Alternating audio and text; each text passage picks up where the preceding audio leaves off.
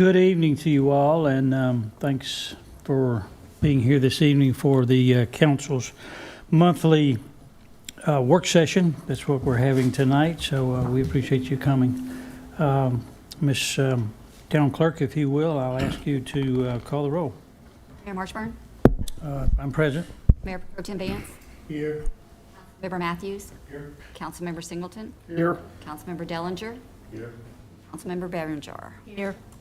Okay, thank you, council members, for being here and on time. So the first item of business is the adoption of the agenda for this work session. What say you? So moved. Second. All in favor of approving the agenda, would you vote aye? Aye. If there's any opposition, and there is none. Okay, we're going to move right to item D. There are no presentations that I'm aware of.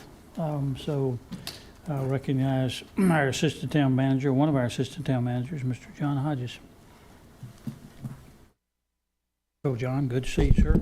Hey, Mayor, members of council, good evening. The first item on our agenda tonight is an update from LMG, our development partners for the downtown development project.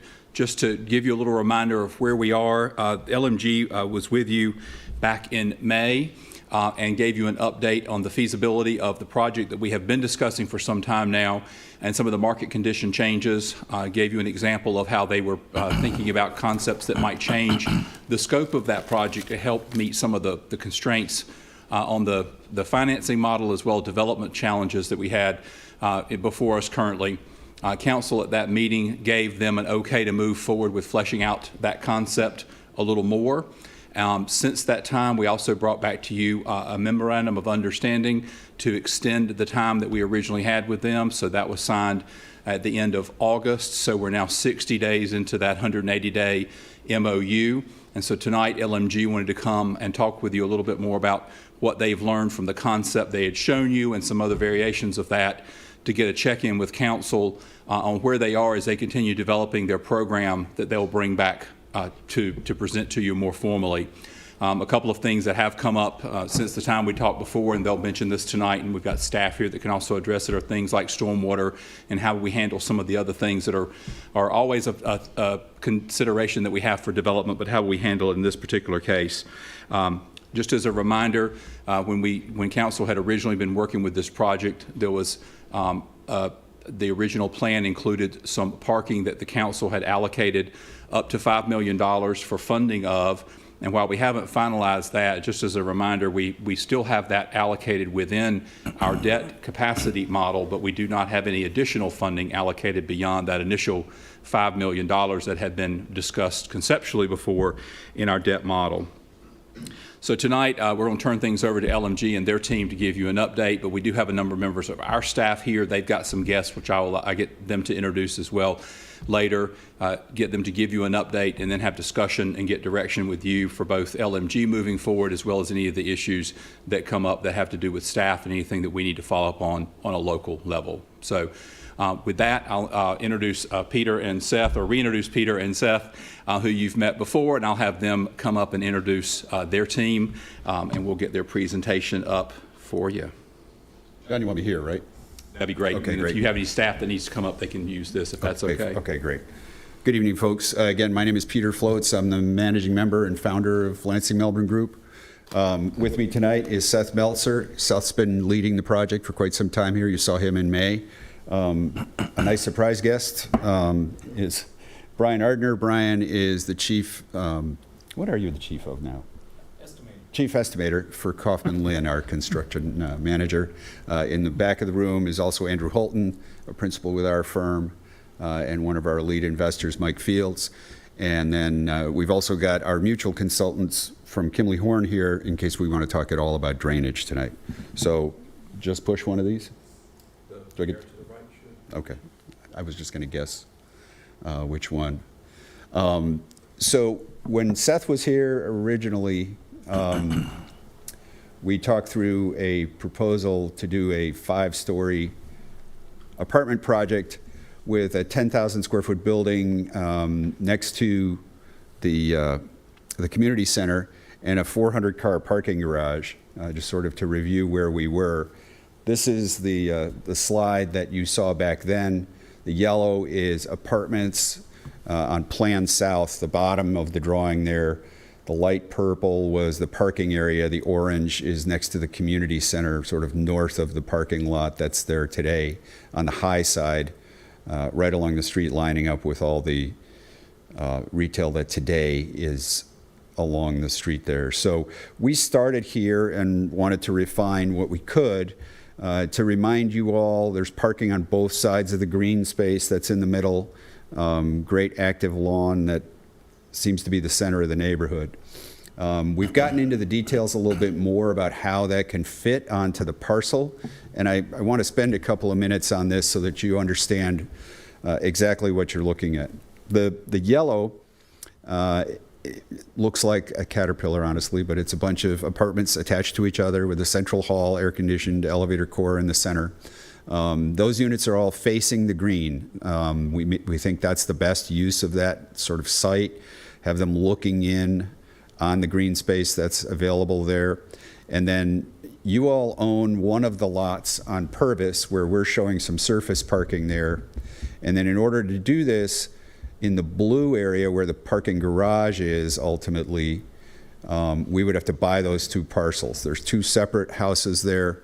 We've talked to one of the owners. They seem to be interested in selling. The other one has not been responsive so far, but we're in the beginning stages of this. So we wanted to make sure that you understood that that was on land that wasn't controlled today, but we'd have to get control of that for the future. That is a relatively dense, that one is five? The stories? Yeah. 5 stories. Just to give you some visuals of sort of what we're talking about there, the apartments are on the left, the garage is on the top right, and then the 10,000-foot building next to the community center is at the top, really center, right under the number 415. We can rotate that around, give you a little bit of a view. There's a fair amount of topo for us to deal with in here, and if we want to talk about drainage tonight, we've been fairly warned that by Kimley Horn that the drainage plan that you all had when you built the community center and the park there did not allow for a whole lot more impervious area. So we'd have some work to do to figure out how to manage stormwater in this. This is just another view so that you'd see from the park side exactly what the building could look like and how that might face there. The garage, at this point, we're building a really similar garage right now in Mooresville. It's almost dimensionally identical. Might have 4 or 5 less spaces in it, but it's 5 stories, similar height to the apartment building. Those spaces are costing about $41,000 a piece. So you're talking about, what does that add up to, $17 million when you're done with it? Quite a bit more than $5 million than anybody anticipated in the beginning. There's a number of different ways to pay for that. If we get to the end of the night tonight and you find that there's an interest in doing something at that level of density, we'd come back to you and give you a rundown of 5 or 6 different ways to pay for it. In Mooresville, what they're doing is they're using a synthetic TIF. So they built a TIF for the downtown. They're collecting a special tax for that. And then that whole area is contributing to that. In Gastonia, we're doing a similar one where the county has provided some grant money. We have in the past participated in financing garages like this. You can issue a bond specifically for the garage. We have what we call the Kannapolis model, where we pay for the garage and then you buy it when we're done. And then a leaseback model, which we've done with a university up in New Hampshire, where we built it, we own it, and we lease it to them. Essentially the same cost, but it keeps it off of their balance sheet. Let's go back to stormwater later on. So there's another option that we wanted to look at with you where you don't build a garage, where we do a 4 or 5 story building. Max would be about 140 apartments, but we do all the same parking but on the surface instead of doing it in a garage. So this is what that plan looks like. We buy the 2 parcels that we talked about for putting a garage, but we put surface parking there. We also surface park on the parcel that you control on Purvis. And then we do a an apartment building, again, along the park. It's essentially the same building. We just chopped a couple of units off where it was connecting into the parking garage. This may be a bit more in scale with what you might be expecting in this area. There is no garage at the top right, as you see. That's a surface lot. And eventually, if there was a garage in the downtown that we could take advantage of, we could always add to the density here, add more units and the like. But this is where we're starting to hone in, primarily because there doesn't seem to be a middle ground between the $5 million you were thinking about and the actual cost of a garage where it's all gone today. If you want to complain about what they cost, Brian's here to take that guff. We were building garages as little as 3.5 years ago for $20,000 in space, and now they're $41,000 in space. It's just what's happened to everything. We're experiencing exactly the same thing on the apartment side. We are literally right now, Andrew and I just got back from New Hampshire where we're pricing a 300-unit apartment building, and the units are coming in at $385,000 each. Their average is 680 square feet, and that's supposed to be workforce housing.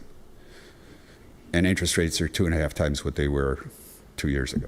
So we live in an interesting place right now in our business where we're getting squeezed from every side. The construction costs are high, the interest costs are high, the equity cost is high, and the land is going up. So it doesn't stop people from needing a place to live. We're all still sending our kids to college. They get out, they need somewhere to go. As they grow through the system, this is usually the first stop.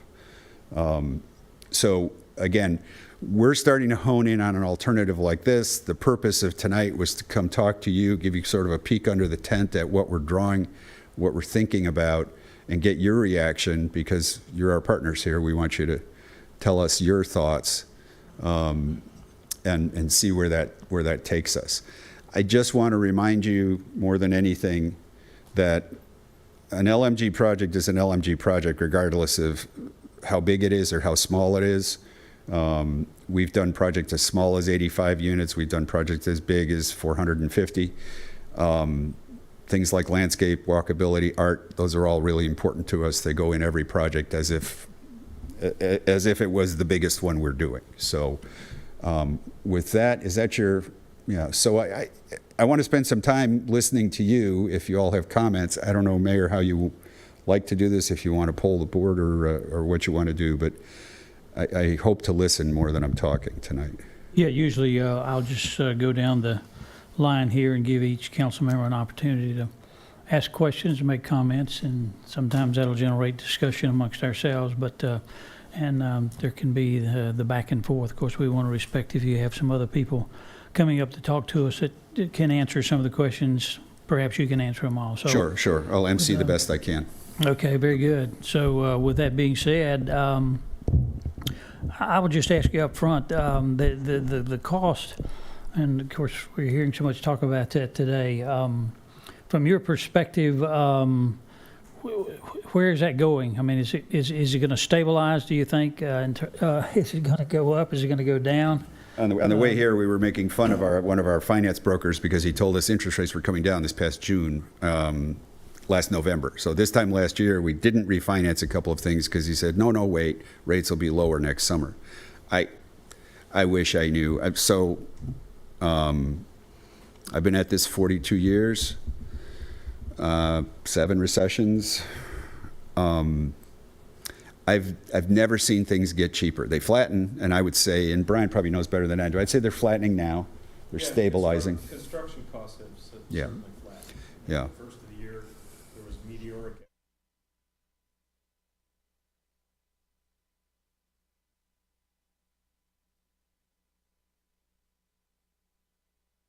Is that more for materials and things as opposed to labor? Or Materials have certainly calmed down, commodities are.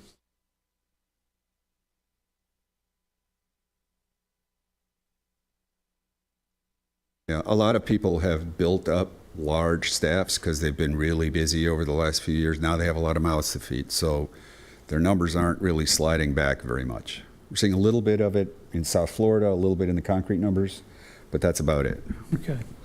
All right, very good. Thank you. I'll start with this council members now. Ms. Behringer, do you have any Yeah. questions? Just for clarity's sake, and anybody who may be listening, watching, this is now the third iteration of what we were originally talking about on that property, or on the property by the rec center. It's probably the 10th. It's the third one we've shown you, Okay. yes. There's a lot of them in the garbage can. Okay, all right, that's all for right now. Okay, I'll go to Mr. Singleton to my left.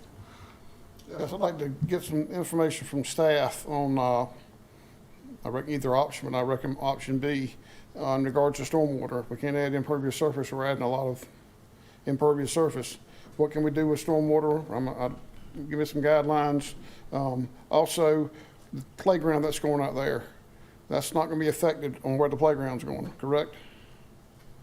Location-wise, it is not, but it does come into the stormwater discussion. So I'm take the liberty of go back and use the slides on stormwater here, if that's okay, and to answer part of your question there. So the original project that LMG proposed, when it came in for review, the way we treat that is we allocated the stormwater that was needed for that project towards the stormwater device that the town had built as a part of the rec center. It actually exceeds a little bit what would be needed there, but with Kimley Horn as the design team for LMG, there's some modifications that could be made to make the original footprint of the project, which is primarily up at the Main Street corner, could be captured with the existing pond. But that leaves us maxed out for the existing stormwater. In the interim, there's a playground proposed at the rec center, but it has some impervious surface, and so that has to be accounted for. So unless we remove the capacity that we're have currently tied to the current program, we've got to come up with stormwater for the playground, and then if we expand the concept like it's being shown tonight, we've got to take into consideration all of the impervious for that. So there's a couple of different levels to the stormwater question here. We've told LMG that no matter what the project is, it needs to include something on the corner at Purvis and Main. So basically that impervious that's being proposed there, we think no matter what the ultimate project looks like, we think it has to include that to meet the goals that council have for the project. So for now, we've left that stormwater count in, but at some point we're going to have a discussion about the timing of that stormwater count and how do we then need to make the playground go and do some type of offset for stormwater while we're working out the details here. So that is sort of the three sort of levels of stormwater we've got here. Jacqueline and Leah are here tonight. They can answer more details about stormwater. One thing that has changed, though, is you may remember years back when the town was looking at doing regional stormwater, and then there was a change to the rules and you're not allowed to do that. Those rules have changed again, and so we are now allowed to consider regional approaches. So for overall downtown development, there are opportunities for us to study whether there's some type of regional stormwater capability, maybe south of Highway 70, that could take care of this project and other developable areas in downtown. So that is a very recent change.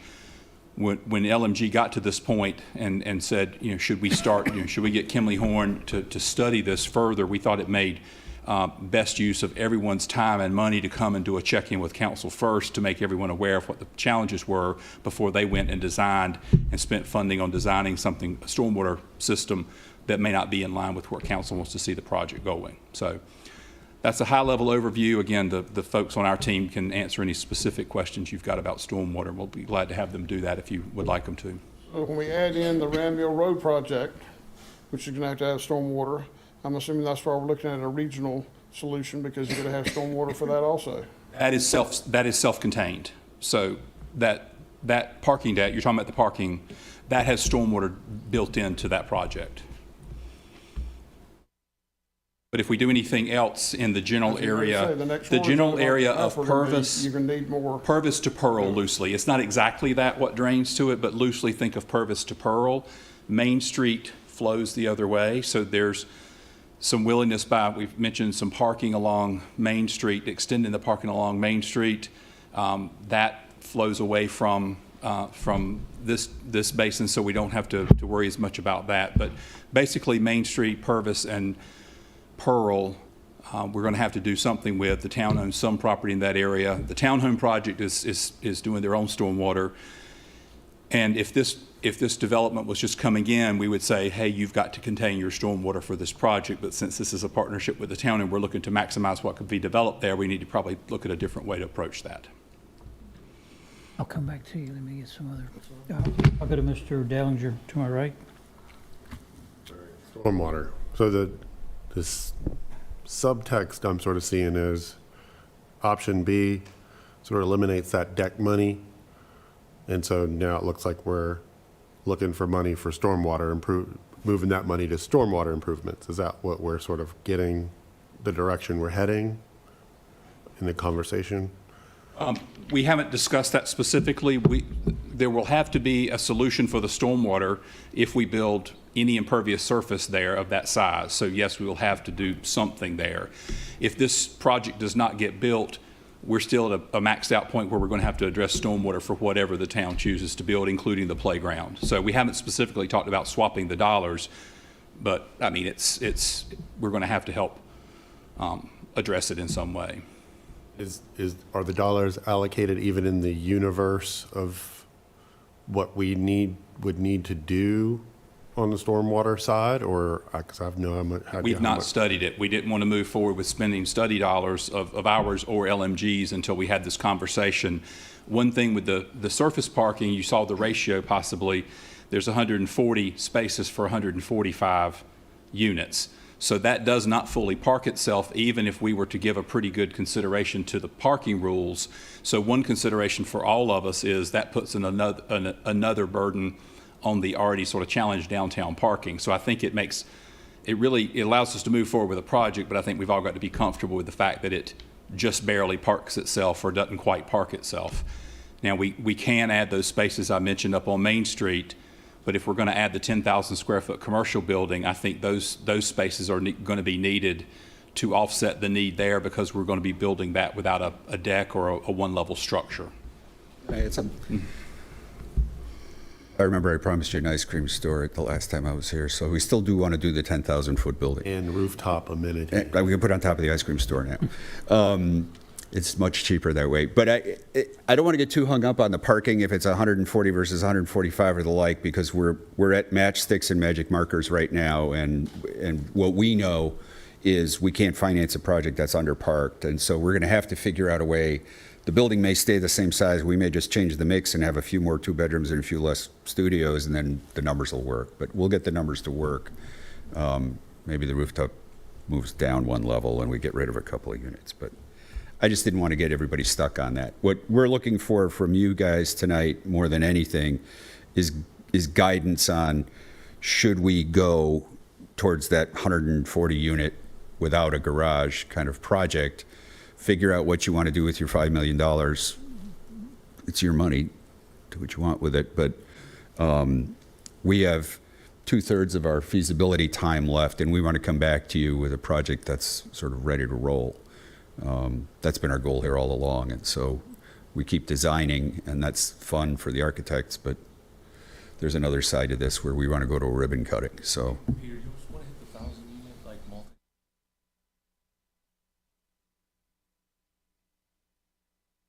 Just one clarification for anybody listening. The building that we're talking about, the 10,000 square foot building on the corner, does not currently have any of the residential count that's being discussed tonight. So because that building originally had residential, I just want to make sure that we clarified for folks in the audience and listening that that currently does not have any residential count. It currently does not have a particular number of stories and does not have end users, owners, or tenants, proposed right now. It's just conceptually, it was one of the key elements for bringing this project forward, and we wanted to keep it in the mix of what was being built. Council members, I'll come back to each of you. I want to get everybody in on the first round. Mr. Vance, I'll recognize you, sir. I have no questions at this time. Okay, and I'll go to Mr. Matthews. Yes, can you pop up, John, the layout again? There you go. 2 questions. With the deck or without, or just going without the deck, far as stormwater, I'm sure there's going to be a magic number in there. If we went one way or the other, we're still going to have to deal with stormwater, maybe one a little bit more so than the other.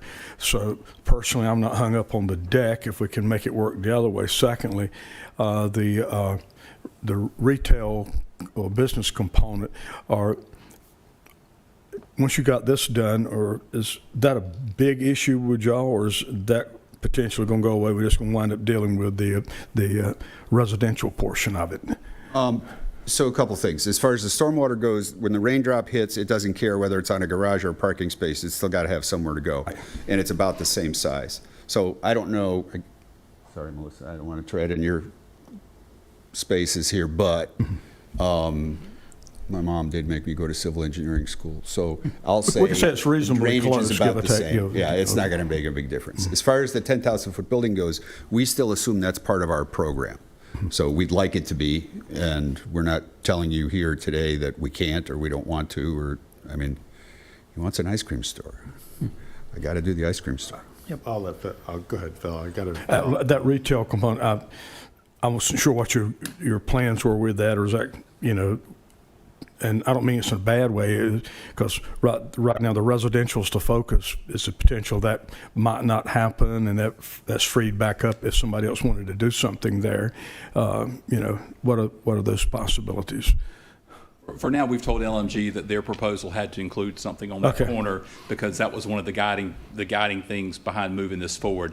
Council can always discuss other options for that, but we've told them for now that it needed to stay in the mix, because it's part of what brought us to this point. Okay, we just wanted to hear that. Okay. I don't want to stop on this, but we told you in the beginning, and I think we showed you a lot of slides from Kannapolis, where that retail is a big part of the amenity that makes people want to live in the apartments. And so it's important for us that it's there. Whether in the end there's some guy who walks in here and says, hey, I want to do that today, let's go, you know, push LMG out of the way, I don't care. I want to see it done, because, you know, this is, my goal here for Garner is no different than it was when I saw you last year. We want to do 1,000 units here. This is the start of what we want to do, not the end of what we want to do. And this is not atypical at all for working with a town when you're trying to start out like this and figure out what's the first step, and what, you know, Gastonia was the same way. I mean, Concord was the same way. They're all the same way. It's just you kind of stumble around at first, and then you get something in the ground and test the market. So Gotcha. that's what we want to do here. I have a question. I'm a little out of turn, but it's kind of going with what Phil's saying. So is it not possible, so you've got this surface, I know this is the deck one, we're not going to do the deck one, it's too expensive. You've got this surface parking here. What if you move the surface parking to that pad area on Main Street, made that stormwater, and incorporated the retail into the apartment building on the first floor? You mean on the, so I can't see what you're pointing at, so I'm at a bit of a. So the surface parking at the Can we go to south, plan? John, can we go to plan? that, instead of, yeah, okay. Well, It go doesn't back, show- Here we go. yeah, go. Is that okay, Mr. Dellinger? Where he has the marker now. Yes. What if that were the parking? You turn that to surface parking. Where you had the surface parking on the south part of your project, turn that into stormwater capture, and then integrate some retail into the first floor of the building. Worth looking at. I mean, at least the stormwater's in the right places at the low stormwater's spot. Right. The stormwater seems to be one of the bigger issues. And I know retail on Main is important, but retail, period, is important for just downtown and having those spots. Yeah. And there's just limited geography, again, with the topography, figuring out where it's going to go and do it in a simple way. And starting from scratch with a new capture seems to make more sense than trying to expand something else or go across the street. And I don't know. I'm just throwing ideas. That's what you came here for. I'm going to Yeah, that's exactly what we came here give you for. an idea. Yep. Okay, I'll go back around again. Ms. Behringer, do you have anything? Okay. Mr. Singleton, I'll come back to you. All right, so I'm on this parking. So we talked about a 415 car garage, 5 stories. That's 83 cars a story. Now, if we're going to spend $5 million, we need to gain parking spaces. And doing the 145 level route, we don't gain any parking spaces. I mean, we're actually, it just doesn't make any logical sense to me at all if we're trying to gain parking spaces. Can you do a 2-story deck where the town will pick up 75, 80, 100 spaces? At 41,000, we got $5 million, that's 100 spaces, that's 4.1 plus all the other costs. I mean, I'm trying to, if we Short need to answer get is yes. spaces, we need to get 100 spaces. Yep. So how do we get 100 spaces? Well, can we do 2 level? I know usually you keep adding levels, it's cheaper because it's going to the same footprint, but looking at the cost estimates, it's still gonna be expensive one way or the other. We do 2 levels or 5 levels. If what you want us to do is come back with what's the best parking layout we can do for less than $5 million, we'll do that. And we'll start with the simple one that you said. Let's just do 1 level, see what that looks like. One of the ones that's in the garbage can that we could uncrumple and bring out is a 1-level deck over the parking that's between us and the community center. You know, the single rows that are on the side of the park right now. One of the things we had looked at, because the grade of the street kind of follows down, was do a flat deck so that you come in on the low side underneath and you come in on the high side of the hill on the top. And we thought we could incorporate in that some spaces for programming for the park, where you'd have half indoor space where, like, if you had classes that the Parks Department wanted to have and be able to have stuff out there, or concessions that dealt just with the park. That would be another thing we can show you. We could come back next month and show you some stuff like that. Keep the apartment building where it is, and then focus only on the parking. Keep moving the parking around and see what we come up with. And that's the parking right here that he was mentioning, that they had done a sketch of, was covering the existing parking, deck above the existing parking, generally above that existing parking. Okay, I'm just trying to figure out how we're gonna get more parking. Well, you know, we committed to a certain level of money that we need to have more parking, and the cost has gone up. I realize that per space. But I mean, if the goal here, along with the retail and the multifamily, to get density and more parking spaces, it's like maybe we need to focus on more parking spaces. Then the 1 or 2 or 3 more options you bring back, then staff can focus on what stormwater has to be designed to handle that. So I'm focused on how are we gonna gain more parking spaces. Yep. And do the retail and the apartments, the multifamily. Okay, let me go back to Mr. Vance, if he has anything. I have nothing to add, nothing. Okay. Mr. Dellinger? Yeah, I think Mr. Singleton's right, the focus on the parking, figuring something out so that there's a net gain in Okay. parking for just downtown in general. I think we're flexible on the retail location and space and all that stuff, and then the stormwater too, just that kind of, just work with staff and see what you can come up Okay, with. so what I'm hearing then is we can start drawing the apartment building in ink, and then we can start moving the parking around and come back and show you how that lays out with different sort of things. And we'll play around with the size and the mix on the apartment building to make sure the parking that we could do on the surface balances, and we're not using up this new capacity that you're building in the apartment building. You want that for downtown. So we'll also look at flipping the orange box, the 10,000 foot, for lack of a better number, back and forth to see what makes sense, if surface parking makes sense there, or it may well be that the deck makes sense back there without our apartment building sitting on top of it. We need to look at that again, Brian, and, you know, whether or not that makes any sense. Because that's where the parking is needed the most, is on that end, not necessarily on the apartment end. But yeah, we'll come back with that. Make sense, John? There are some other options you can present to us. Well, I know you said that up front, but I don't know if that was one of them. I gotta go, hopefully my wife didn't throw the garbage out, because it's all sitting there in the garbage can in the office. Okay. We'll pull that out, and, you know, given the time of year, I think it would be right after the holidays, we could come back and have another work session to get to the point where we have a real plan, and then at that point, we know what we're drafting to move forward. Sounds like a good direction to move in to me, but we'll go back around one more time. You have anything, Kathy? That sounds good. I like that. Dellinger, anything? No, just, you know, appreciative of your flexibility, working with us on, I know the conditions have changed. I and all love that you guys but- speak your mind. This is fun. I don't have to wonder. Okay, Mr. Matthews, anything? I'm good. Okay, he's good. Good. Mr. Singleton? You just skipped me because you thought you knew I was going to ask something else? Question, and I think I already know the answer, but the existing stormwater that was made at Montague, right here on the picture, Montague and 70, that capacity is already, excuse me, that's already capacity with what has been built, correct? Or is it close to it? With what has been built plus the 10,000 square foot footprint that was added when we tentatively approved, not final approval, but approved the site review for the previous LMG project. So we left the impervious in because no matter what, we thought we'd take that much impervious up.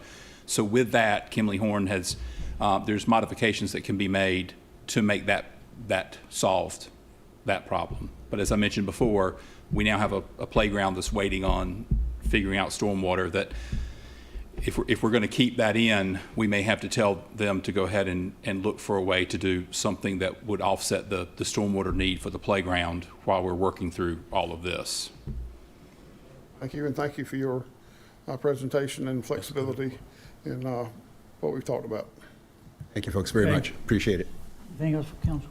Okay, all right. Mr. Mayor, if I could just clarify a couple of things.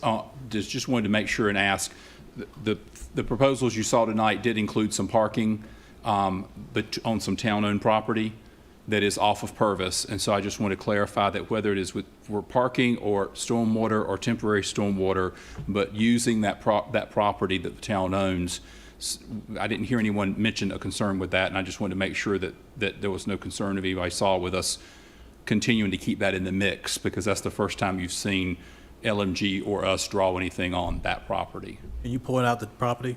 Yes, sir. It is this property. And the red boundaries are the property lines.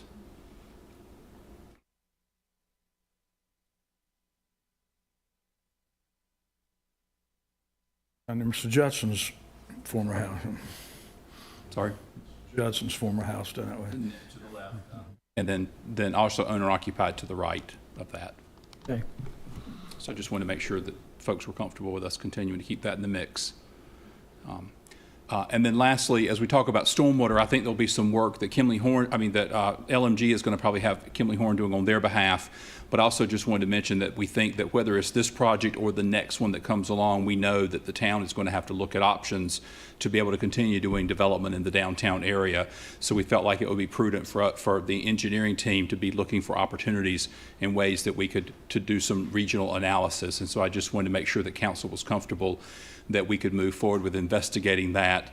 You may recall that Ms. Harrison was successful in getting a grant for part of our stormwater study that we're doing currently, the town-wide pipe study, and that offset the need to use some of the stormwater-specific bond funds. So should we find a good reason to move forward with any analysis, that would be something the town needs to do beyond LMG's work. There potentially could be funding there, but I just wanted to clarify that it was okay for staff to go ahead and investigate those opportunities now, and then we'd come back to you if we had something that we wanted to actually engage someone to help us work on. I believe that would be the wishes of council, right? Yeah, okay. Anything else, council, for LMG or staff or whoever?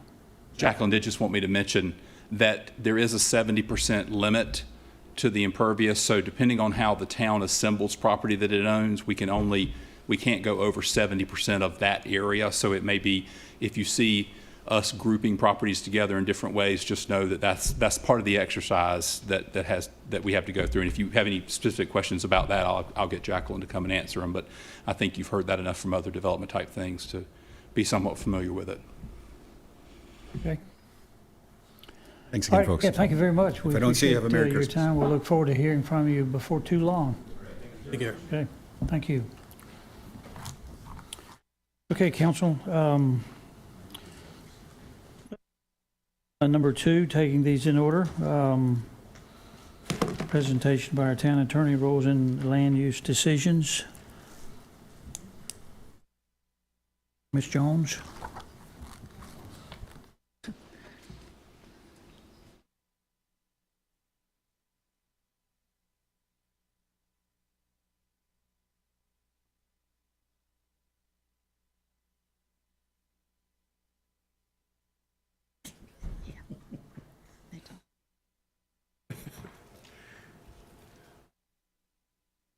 Sorry about that, Mayor and Council. As noted in your packet, back at the council retreat, there had been a request for an outline of the different roles and land use decisions. So if you recall, I had a legal intern this summer, Ashley Lovelace. She started working on this project. And so this is somewhat the genesis of her ideas on how to present this information, but basically for the three main types of decisions that council and the planning commission, well, two types that the council and the planning commission are involved with, and one that only council is involved with, going through the different roles. So as you see, rezonings and map amendments, and if you start at the bottom of the page, you know, it comes into town staff, so they receive an application, they look to see if the application is complete and review, and they prepare a written report and provide notice for a public hearing. Then you kind of jump to the top of the page because council has, you know, multiple roles in this particular zoning, rezonings and map amendments.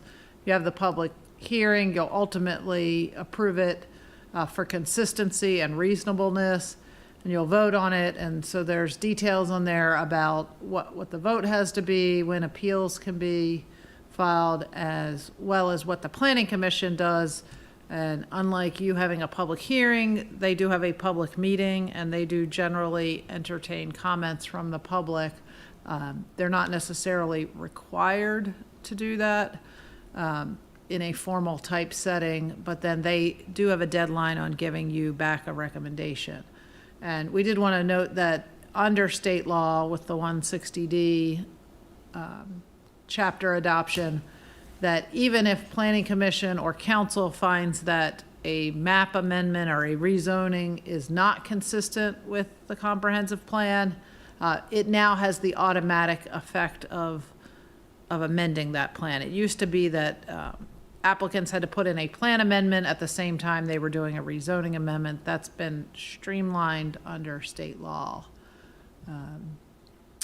And with the next one, so I scroll down, zoning text amendments are largely the same process with the same roles as zoning map amendments, but a little bit different. There are different criteria that both Planning Commission and Council look at, and you'll see later in the agenda some proposed UDO amendments that would go through this process.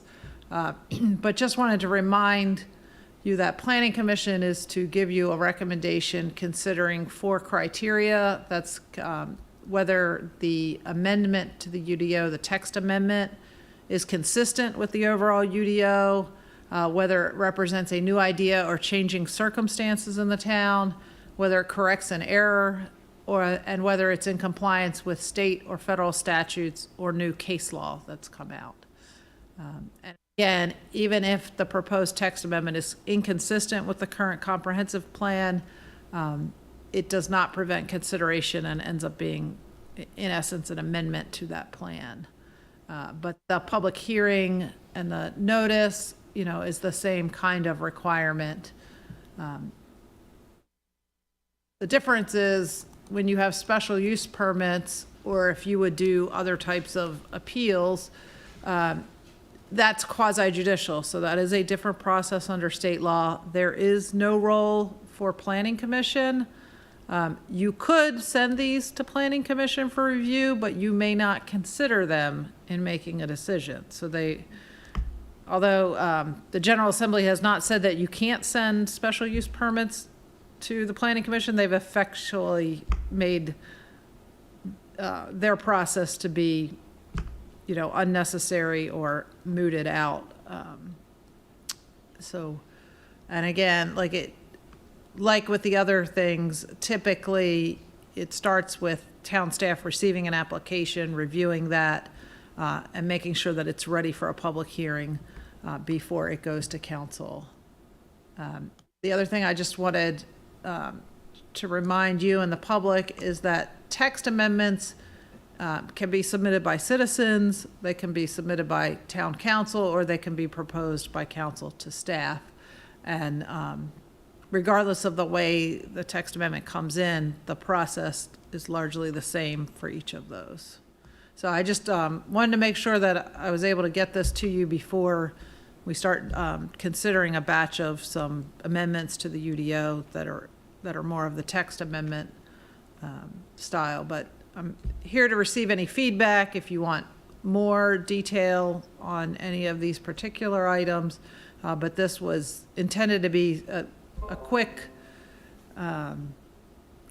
resource that you could use in a meeting to compare, or as you're going through and reviewing materials as to what each body's role is in the process. Thank you. I personally think it will be very helpful as we move ahead. But council, questions for our attorney? Phil, I'll start with you. I agree with you, Mr. Mayor. I think this can be very helpful, and I like the way it's formatted, and so it's easy to read and understand. Okay, Mr. Singleton.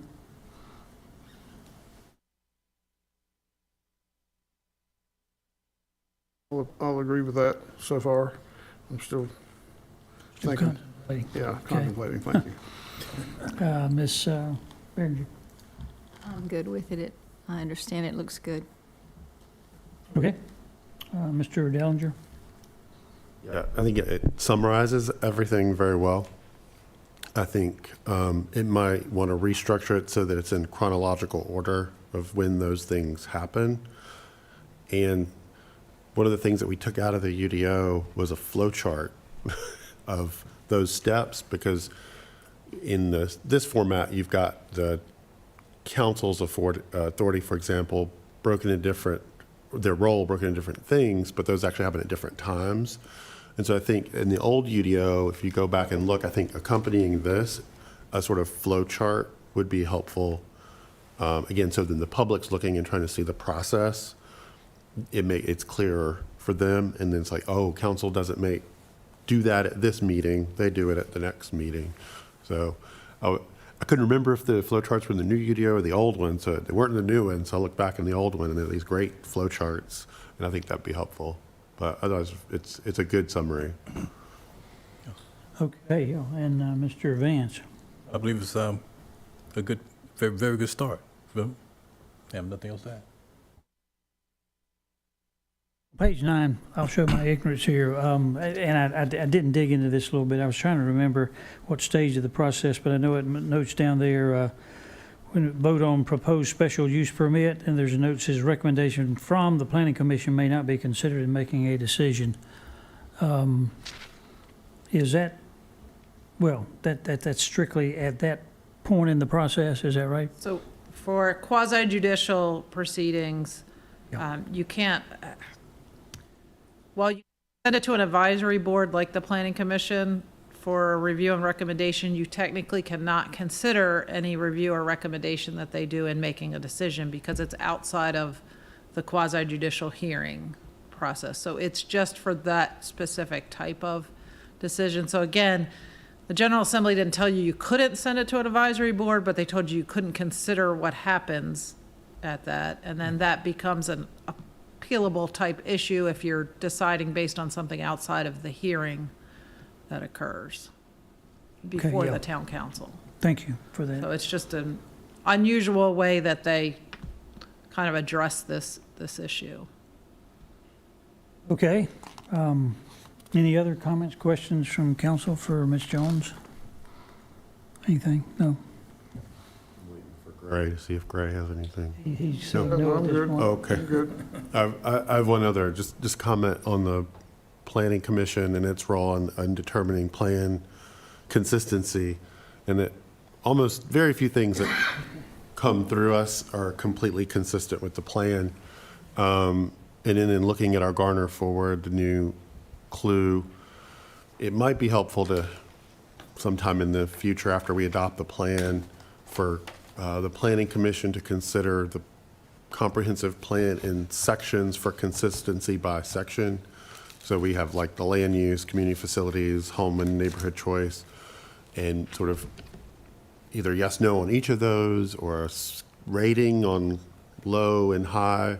Because again, it's just a thumbs down, thumbs up on, is it consistent or not? Is it really, most of them are thumbs down, but there are always these huge exceptions where it's actually consistent with most of it, but not all of it. And I think that might add a little nuance to how they're considering the comprehensive plan consistency, and then feedback to council on it's low in this, but high on this. And I don't know, just, it's so nuanced, and helping to bring some of that to the surface might help, but we have to adopt the plan first, so.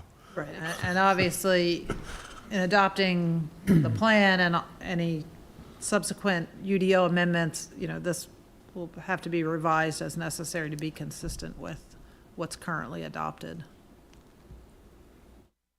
Okay, any other questions from council to Ms. Jones? And just so, if you kind of like this format, I plan to also do this for the Board of Adjustment. They have two main types of decisions they make: variances and then appeals, or administrative appeals that they decide. Now, they haven't had a very large docket or a number of cases recently, and they have new members, but I was thinking that this type of format might also be useful for the Board of Adjustment as they begin to have more cases. I would certainly think so, yeah. Well, thank you for your good work on that and for your presentation. I think council is satisfied with what we have, right? Yes. Okay, thank you much. All right.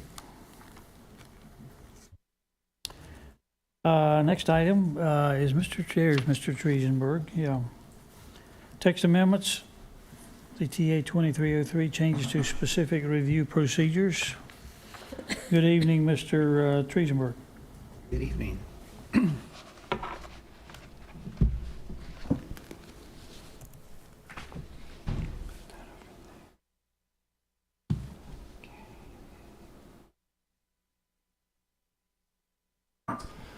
All right.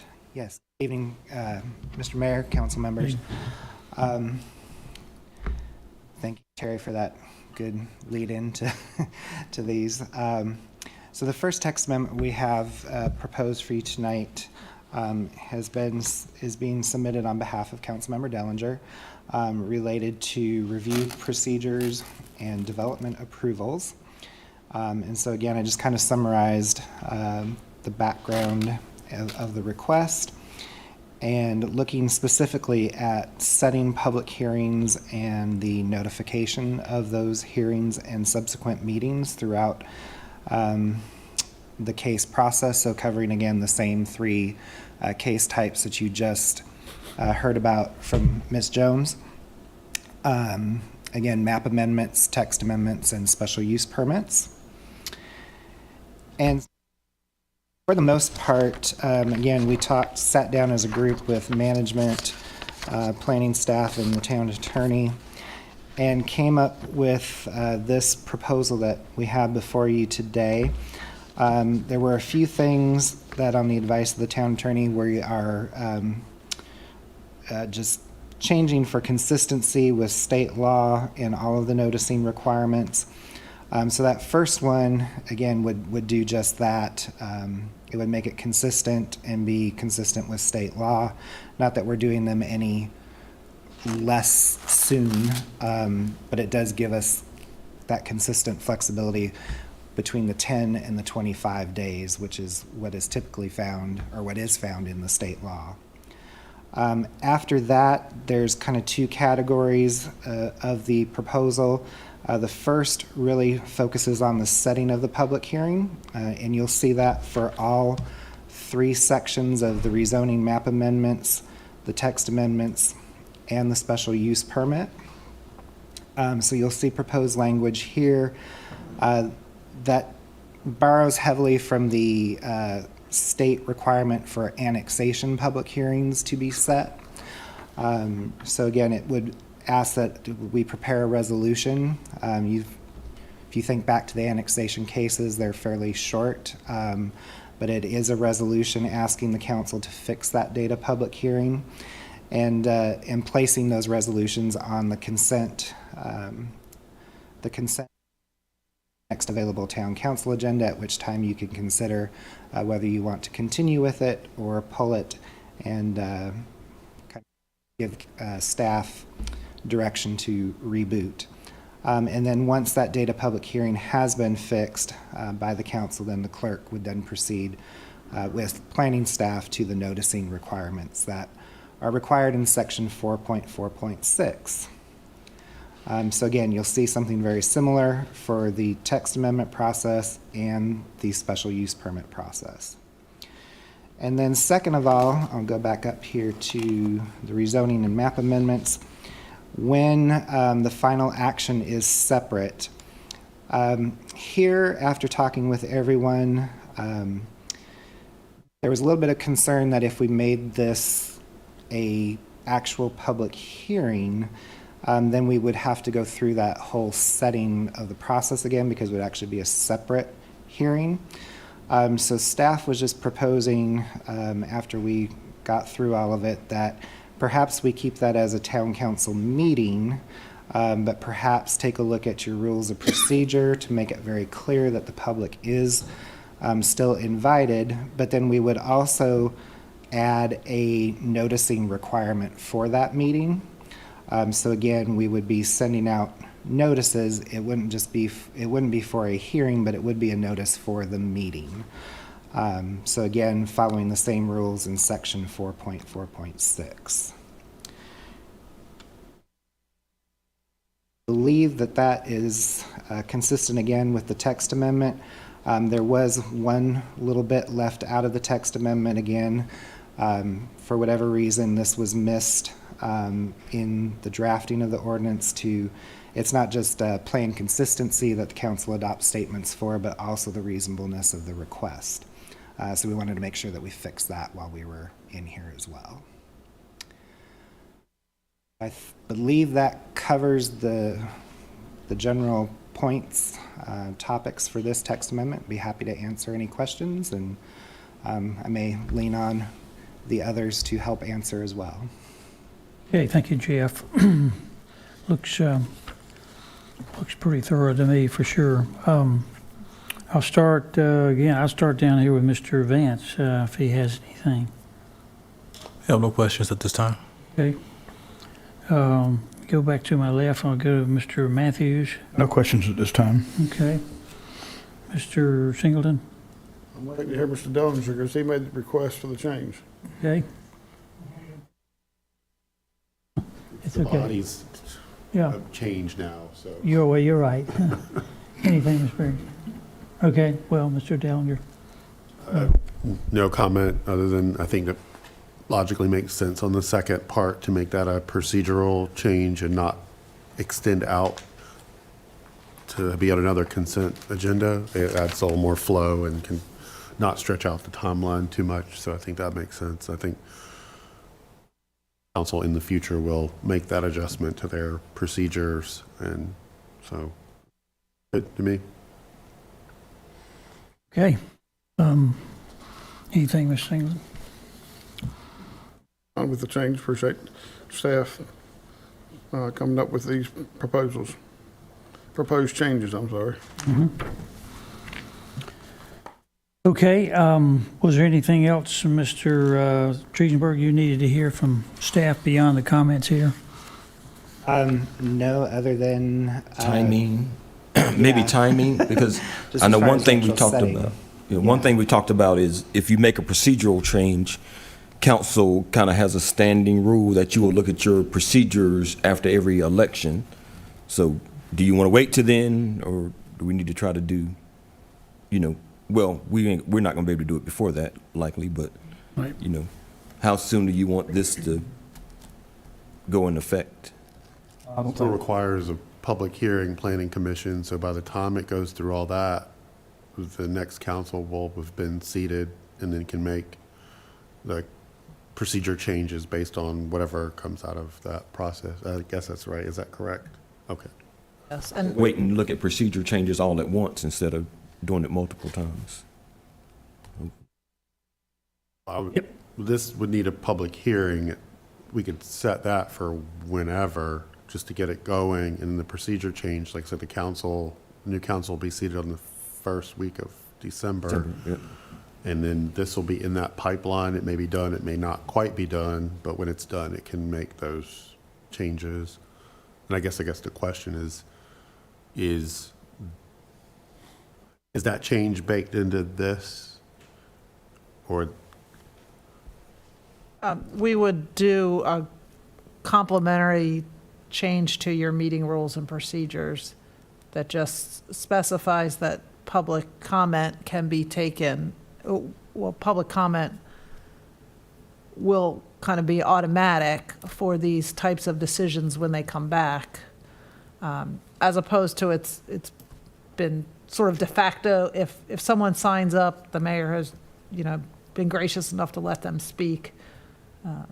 So yes, we could time that into the change while we're looking at I know we just did the meeting rules, but if we have other new members of council decides that they want to change some other rules, we'll kind of package that all together. But given the 3-month process that this will go through, I think we have ample time. Okay, yeah, I would agree. And the only direction, right now, we have ABC type notice. A is publishing it on the website. B is posting the property, and C is mailing. And if you'll recall, the changes you made last spring was to shift the cost of the mailing to the applicants, making them provide the stamped envelopes. So what we would make clear is that they would have to provide that for the public hearing and then for the subsequent public meeting, decision meeting as well. Okay. All right, I believe we have a plan in place. Thank you for the corrections here, Jeff. I have a question. Okay. So, it says directive to set public hearing, so do we want to set that date now? Or, because again, planning commission only has they have a December meeting, right? So if we set a hearing, like I said, to get it all the way through the process, there needs to be a hearing at some point, maybe to December, but We'll have a second meeting in December, right, or not? that would probably be the most logical. Yeah. Does that work? I'm sorry, what did you say? Second meeting in Second meeting in December. December, that's for what I the thought you public said. hearing on, just to get it. Yeah, I would think. Definitely don't want to do the second meeting in November, just. December. It's heavy. We could, but I don't know that draft agenda, it looked like the 21st meeting is. You have a number of public hearings already on slate for November 21st. Planning director have a preference? I don't. I think this one would be fairly quick. It's up to y'all. We could do it. I would suggest you hear the next set and that we batch all of this together, because it goes to permit choice. If you get a lot of different amendments being adopted on different days, then it gets complicated for staff to be able to advise applicants that what their different choices are. So if you're inclined to go with the next set, that they kind of go in parallel or conjunction. And then do the second meeting in December, right? Based off the number of public hearings and old and new business in November 21st, I would suggest that, yes. But we'll be here till midnight. Okay. Anything else? That's good on that one. Okay.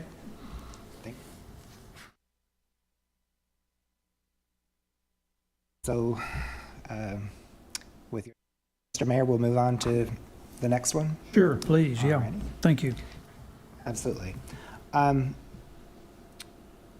So I'm sure when we adopted the new UDO, I probably made some reference to let us use it for a little while, we'll probably find some issues with the ordinance that were missed. So staff from different departments, and including all of our staff in planning, we've been keeping kind of a tracking sheet of issues that we have noticed. Some are a little more complex than others, but we tried to just narrow it down to those that were really more around the idea of fixing something that was either done incorrectly or something that was forgotten about, or maybe there was a change made in one area but not in another. And then Ms. Jones has also been looking at some things from just state law consistency standpoint. And so I'll try to move through these at a decent pace here for y'all tonight, but give you an idea of what each text amendment, kind of what category that falls into and why we're proposing it. So on the first page of this particular memo, there's two things here, one for the Planning Commission and one for the Board of Adjustment. And again, these came about from Ms. Jones in state kind of law consistency issues, just really trying to specify and make clear how the ETJ representation works and how that needs to be done. That wasn't particularly clear in the previous version. If I may interject on this, the default under state law is that ETJ area representatives, while you have to have them on these boards, they were only to actually participate in matters for projects that occurred in the ETJ.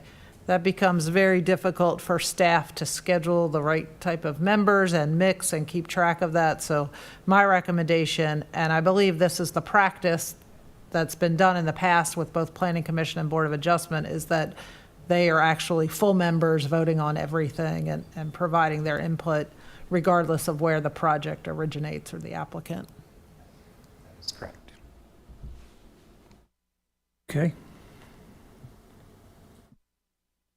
Tried to kind of separate each of these with a little horizontal rule there to hopefully help clarify where one item stops and the next one picks up. The second one then here, the review authority table. Again, there were some just typos here with the sections. The text amendment, obviously they don't have a location, and that was just missed and carried over incorrectly when we were talking about that text amendments go through the same type of review process as map amendments, but there's nowhere to put the and there's not any one specific neighborhood to be noticed. So again, that is just really a typo and an error in carrying over from the previous ordinance.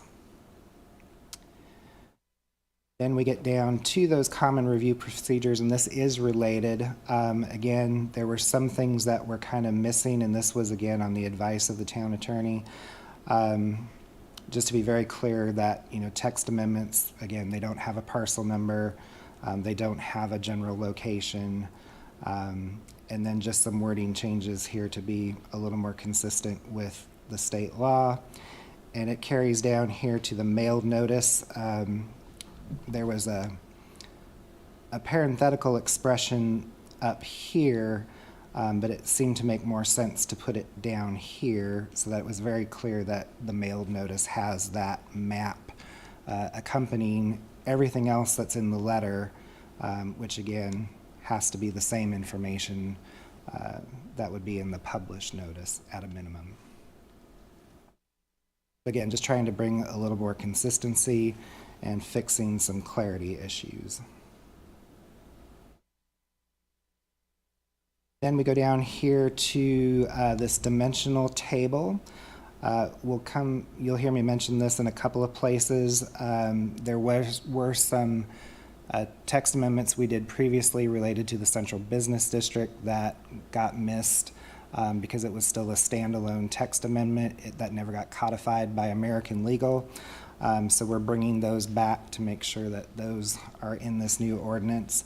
And also, when we did the new ordinance in zoning, we said we weren't trying to make things non-conforming. And so in a few instances where we made some changes, in this case, Pearl Street Townhomes was one of those projects where in the old ordinance, townhomes were permitted within the CBD, but it was something that we wanted to give a little more scrutiny to and not necessarily just allow completely by right. But in order not to make those townhome, that neighborhood non-conforming, we would need to have some standards for townhomes in the central business district. And you'll see when we get down to the use table, we are proposing putting it in as a special use, not just a by right use. Again, because that project, as well as a lot of the planned districts, got extra scrutiny, and so we wanted to make sure that that was continued going forward. And of course, just a typo there, omitting square and square feet. It wasn't linear feet. So speaking of the use table, so we'll go right into that, and you'll see here, again, the inclusion of the townhomes as a special use within the traditional business district. We also have several neighborhoods as part of the planned districts, so the PRDs, that did have single family, but they were allowed, I believe, as a cluster type situation where the single family was allowed as with the townhomes and the apartments, but they did have to be clustered. It couldn't be just a traditional single family subdivision. So we have several of those. We have McCullers Walk, we have Villages at Aversboro, Gatsby Station was one that was more recent. Again, we don't want to make those non-conforming, but we do need to have some standards for them. So again, anything new would have to come forward as a special use permit, again, to get that higher level of scrutiny that it had before. I have a question. Is that added, that special use permit, as a use for the multifamily? That's an addition? Yes, because we weren't trying to make things non-conforming and we kind of missed it on the use table side. We addressed that on the mapping side, but we missed it on the table side. Wouldn't single-family detached and multifamily A be inconsistent with the comprehensive plan we're about to adopt? And so I seem to remember we had a lot of conversation about zoning and land use and single-family homes not being an appropriate form type in multifamily development projects. So in Garner 4, in the clue document, I believe we just have primarily the focus on neighborhoods, and neighborhoods can be different types of neighborhoods. So I don't know if that would be in conflict, but I can certainly dig into that a little more and check. You have a multifamily category. It's a stretch to put a single family detached because your goal of multifamily is density. And by nature, single family detached are lower density. So I'll make a mental note of this and go back and look at the Garner Forward plan, but I'm pretty sure we talked about that use type in conflicts with the density that you're trying to get out of that zoning, though. Yeah, so that admittedly, we only looked at it from a nonconformity standpoint, and knowing that we had those 4 neighborhoods that already existed, and trying not to make them non-conforming. Well, yeah, I guess they're non-conforming to what we've now decided we want going forward. We don't want any more of that. Right. So it's historically non-conforming, that's okay. Right. But it does, when folks are doing modifications or expansions to their house, then if we don't have anything to refer to, that makes it somewhat complicated. Have any setbacks, we don't have any. We have like obsolete, we refer back to the old UDO, right? Would that not be what they are sort of grandfathered into? Or so if I had a home in McCullers and I wanted to do a change, I mean, really, again, we don't want to encumber anyone who's already here from doing things they want to do. We just don't want any more of that thing we've done. So I think some of it would depend perhaps on whether or not the setbacks were recorded with the plats. If there's travels with the property, which has not always been a standard practice. So we could dig in and look at some of those a little more closely. That is something that we do ask folks to do now, but I know going back in time, that wasn't always the case.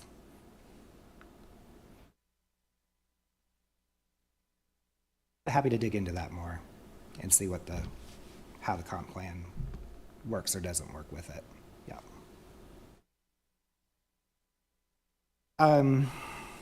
Moving further down the table, outdoor storage. At one point, there was proposed to have a break between outdoor storage that was like above grade and outdoor storage that was at grade.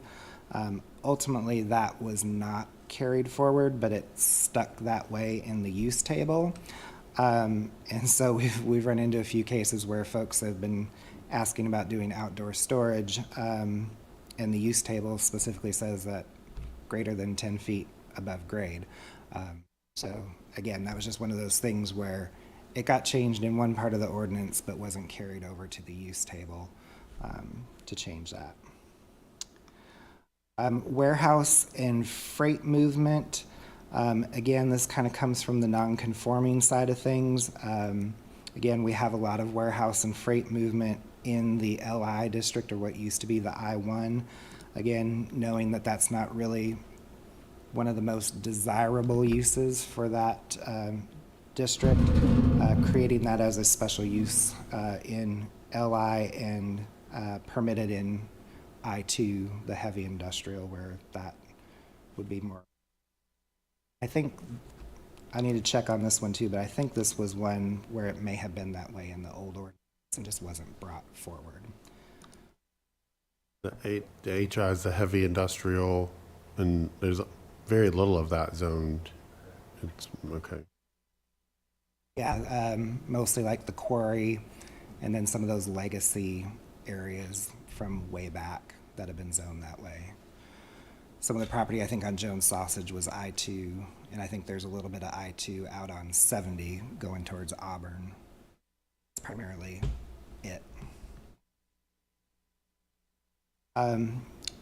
Changing the reference here due to a change further on that I'll get to for sanitary landfill, junk, or salvage yard. That's just a reference that needs to be corrected. And then these next couple, I'm probably going to lean on Ms. Jones to explain these a little bit more. But again, this first one with greenhouses is related to, I think, a fairly new state law change. And then the bona fide farms is more of a clarity of existing what we're doing currently, but trying to make it more clear in the actual use table. So Terry, I don't know if you have anything you want to. Sure, I'll give a stab at it. So bona fide farms are a protected act generally in the ETJ. So if there is something that meets the state law definition of a bona fide farm purpose in the ETJ, then it has certain protections. We can extend those protections within town limits, although they tend to be inconsistent with higher density and populations. Or my intention was we would regulate within the town limits agriculture and keep agricultural uses to the agricultural districts, which is mainly the RA, right? RA and R2. Right. This came up with the deal of roosters. And if you remember, roosters as an emotional support type animal. We have an animal control ordinance that says you can have backyard hens, but no roosters. But we really didn't have anything prohibiting roosters in town limits. So there were some people arguing that they were a farm under agriculture. And one was out on Creech Road, which is in the ETJ. So this is an effort to make sure that we are treating different types of activities differently.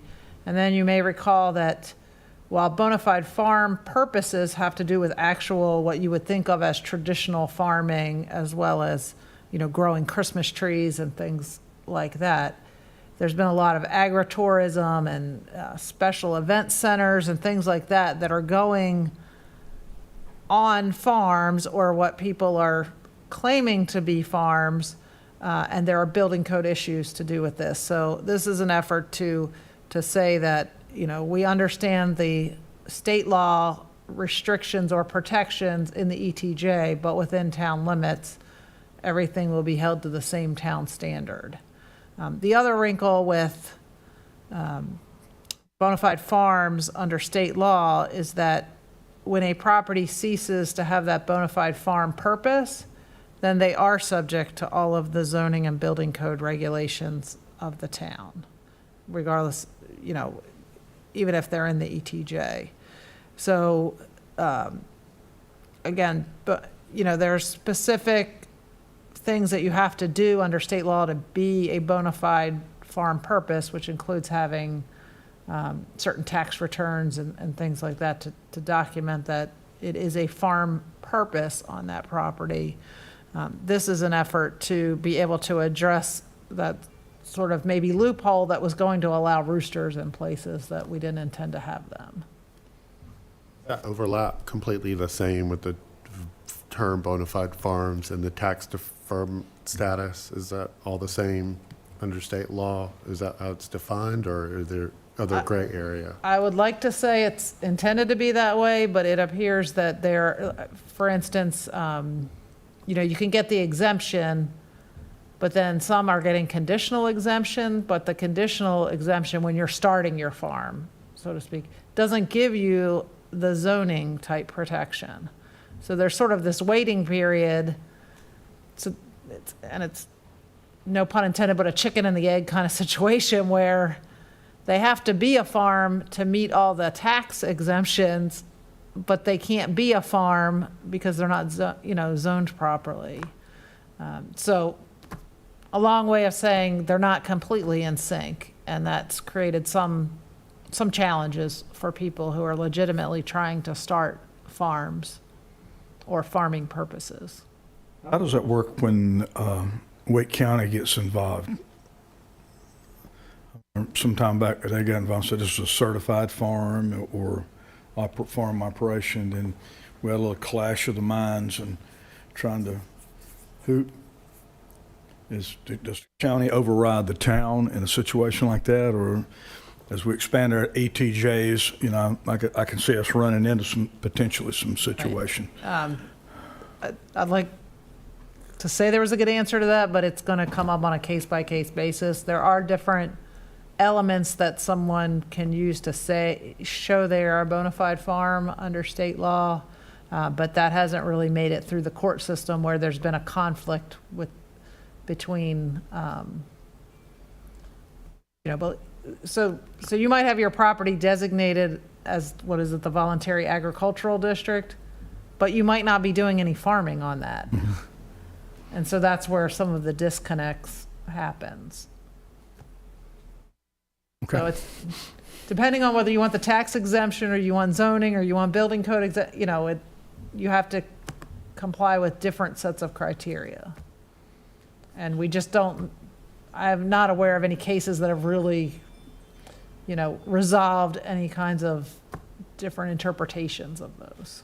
It's kind of a gray area we're going to kind of work our way through, it sounds like, as we grow out. Right.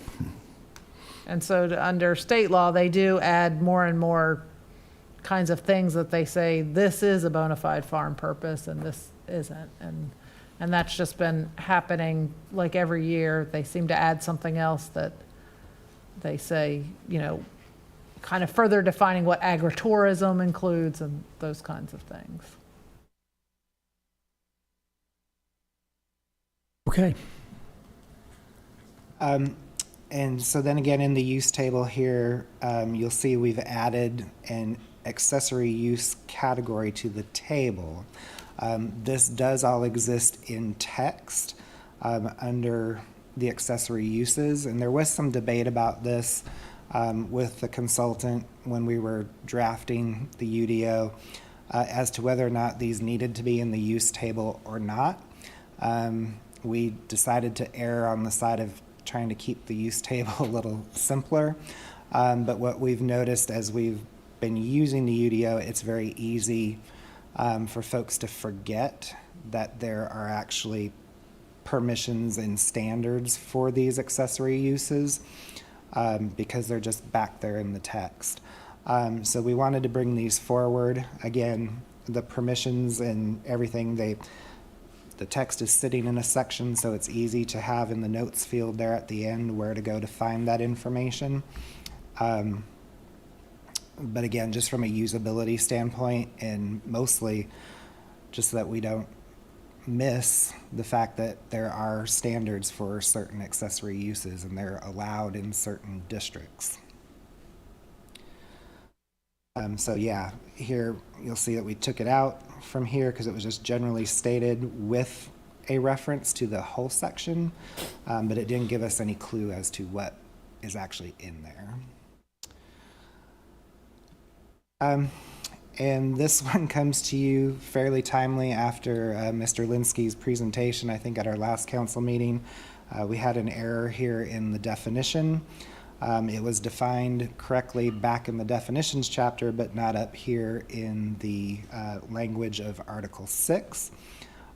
So again, making sure that we actually have the indoor athletic or entertainment facility definition here and not the definition for gaming centers.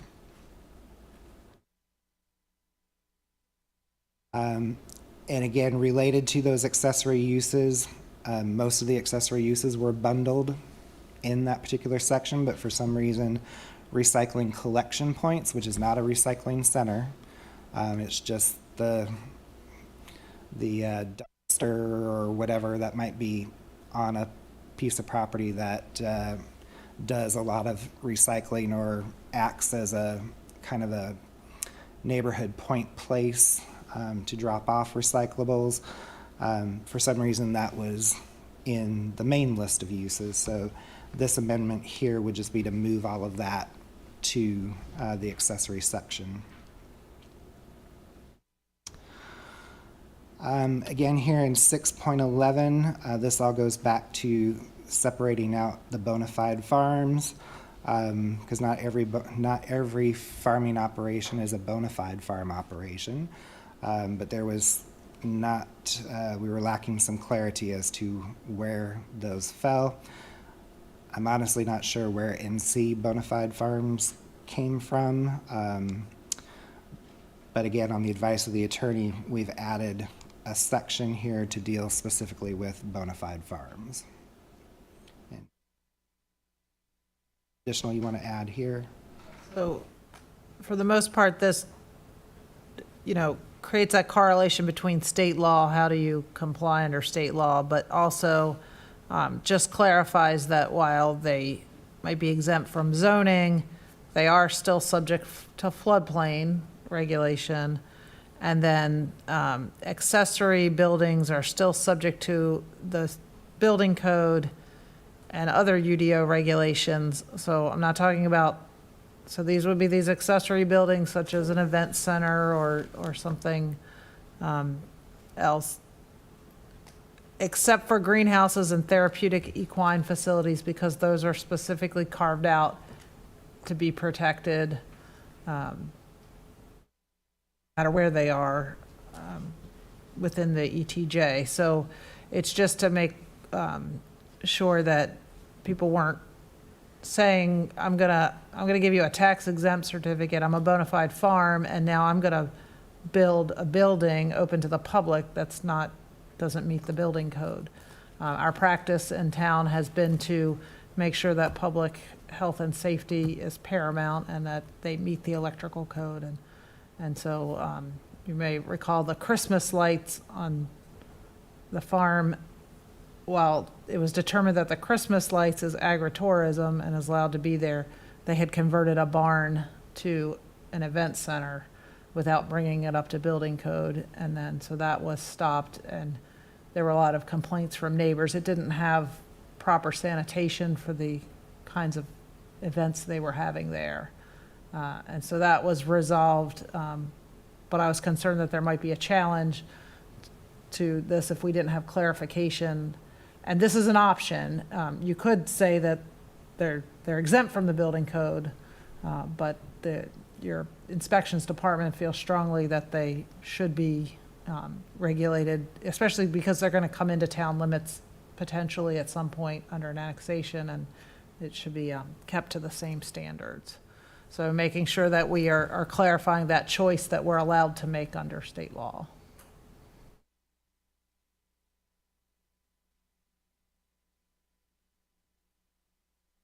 Under accessory uses and structures, this next one related to fences and walls was kind of the Board of Adjustment, the old special exception conundrum. Under the old ordinance, these were called special exceptions, and the Board of Adjustment specifically had a very streamlined process with which to review these. And it's only related to allowing fences that are 8 feet in height. If you'll remember back with the project there on Spring Drive, the neighbors wanted a higher fence. They were willing to offer that, but they had to go to the Board of Adjustment to get permission to do that. That special exception process doesn't exist anymore under state law. It's now has to be a variance if you're going to keep it that way. But it doesn't have a lot of the same characteristics as most variances. So they heard that one, but it ended up being much more complicated, I think, than it probably needed to be. As staff, we've kind of identified that really it's just a matter of site triangles not being inhibited, which is something that we check for anyhow. So if everybody's okay with 8-foot fences in the backyard, as long as they're being reviewed by a fence permit and the site triangles aren't being impeded on, do we need to elevate that to a full variance status? So our feeling has been that because that special exception process isn't there anymore, it would be better just to kind of write the standard in and remove that extra step for something that doesn't seem to warrant it. We've never turned one down that I'm aware of, or the board.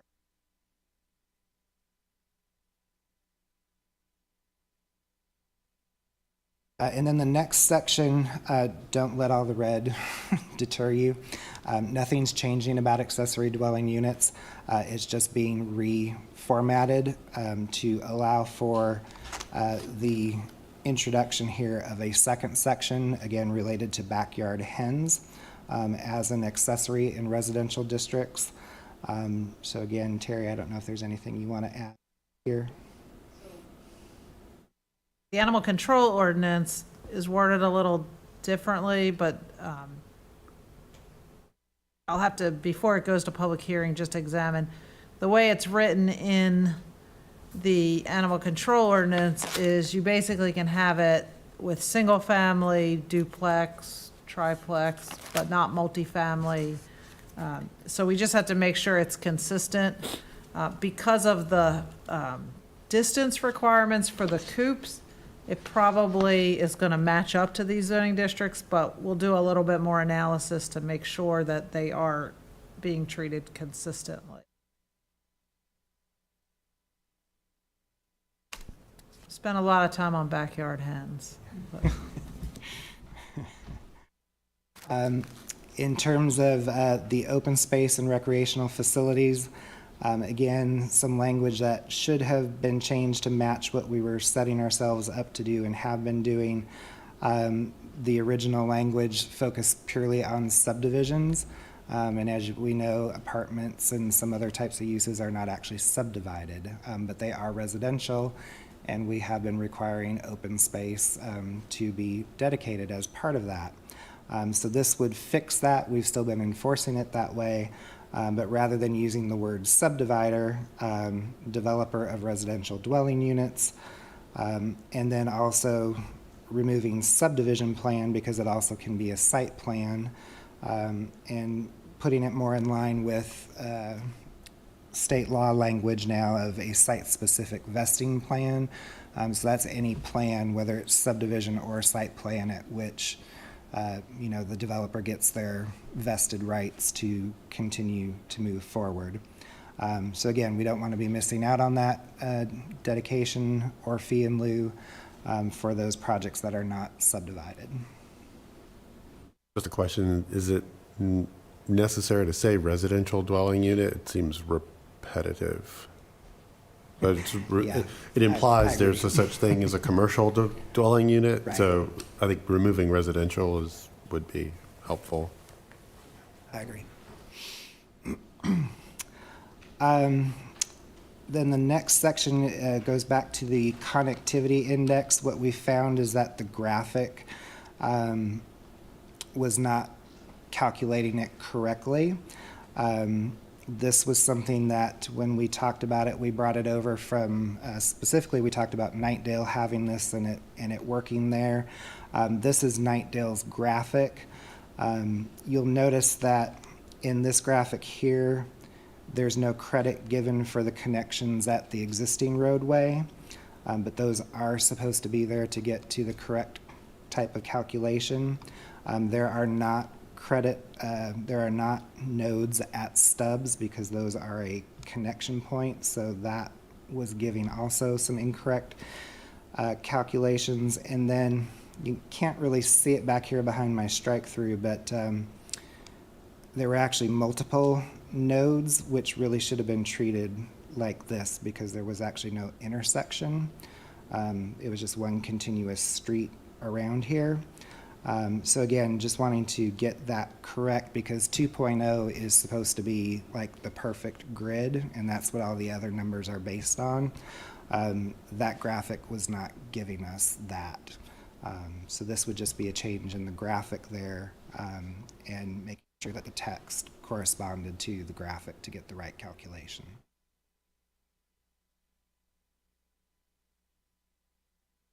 And then here at the end of Article 8 going into Article 9, there was just a publishing error where this last section B actually appeared under 9.1. And we were like, okay, as-built drawings, didn't we have that in there for those that are done by private companies and making sure that engineering had those? Well, the text had bleeded over into Article 9. So bringing that back into Article 8 where it belongs and striking it here and recorrecting the fact that 9.1 are the site design standards. It's not, we don't have two purpose sections. Site design standards is the title for what follows. And then there's a couple of just fixes here related to vehicle accommodation areas. Vehicle accommodation areas was the language that we settled on for every type of area that a vehicle would be accommodated.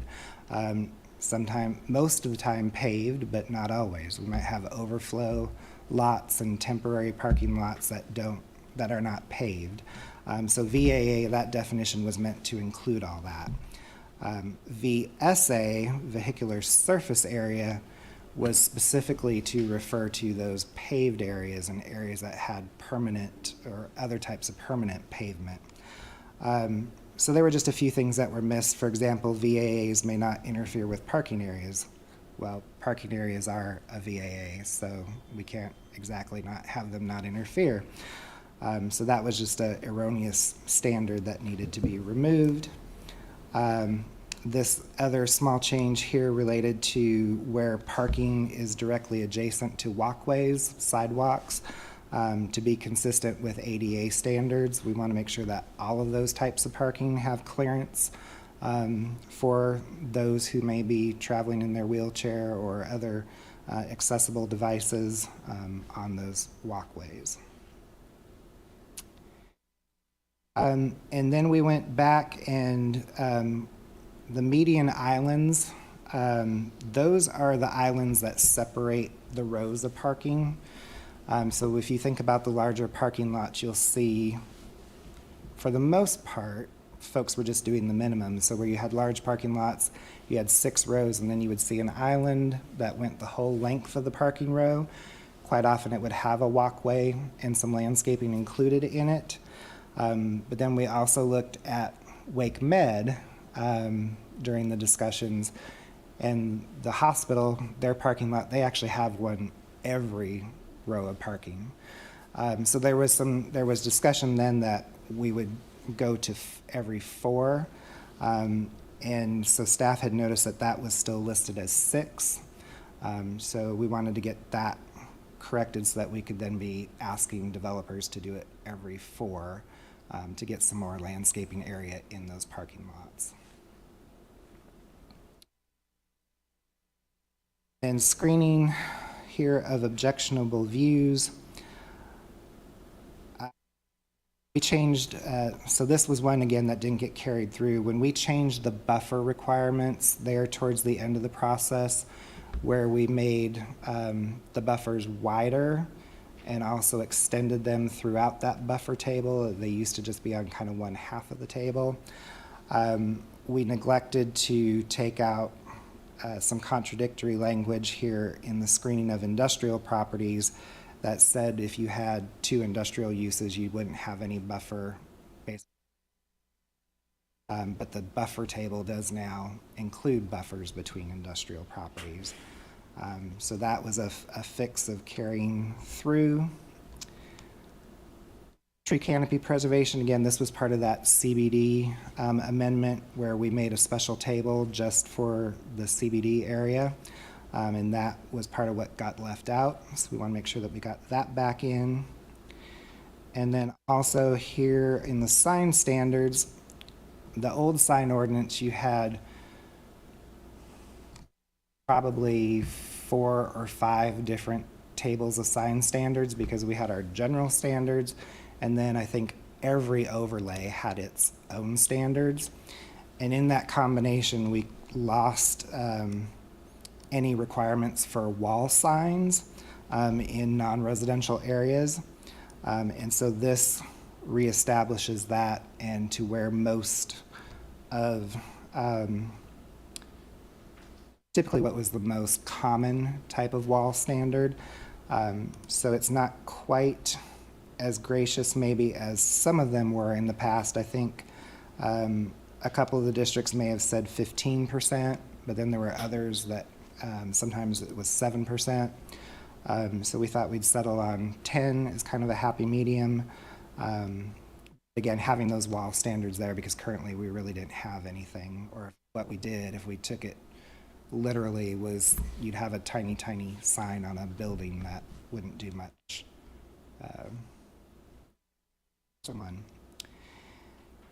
And then finally here in the defined terms, again, this vehicular surface area, making sure that that was clear and differentiated from vehicle accommodation area. That was the nuances of that were missed. And then just adding a little bit to side yards, because we do talk about corner side yards and have standards for those in the ordinance, but they weren't defined anywhere. So we just wanted to add a sentence there so that folks knew when they went to the definition of side yard that there is such a thing as a corner side yard, and making sure that it was referenced accordingly. So that's the fixes and consistency, state law type things that we have for you tonight. There's still a few more on the list, but we figured this was enough for one package. It's quite a few. Forgive me, I don't want to get us off on a tangent, and so my question here doesn't fit in this particular discussion. We can deal with it at a different time. Mine's a question as it relates to Airbnb provisions and whether or not we have specific policies and authorities as it relates to that use. This may not be a proper time. If you say it's not, I can go back to that at a future time. I'd be happy to discuss it with y'all further if you'd like. But we do have a set kind of standard policy that we default to given the language that we do have. So for most of the time, we do treat them as true bed and breakfast. But there are some cases where we do have some language specifically to short-term rentals where it's not actually a bed and breakfast. So we're able to keep, I think, fairly tight control on those if we know that they're around. Is there a licensing requirement? Airbnbs, I'm not sure if there's a state license or whatever. This is an area in flux. The General Assembly's had a lot of bills on, and different jurisdictions that tried to regulate them have, through case law, been told they can't regulate them.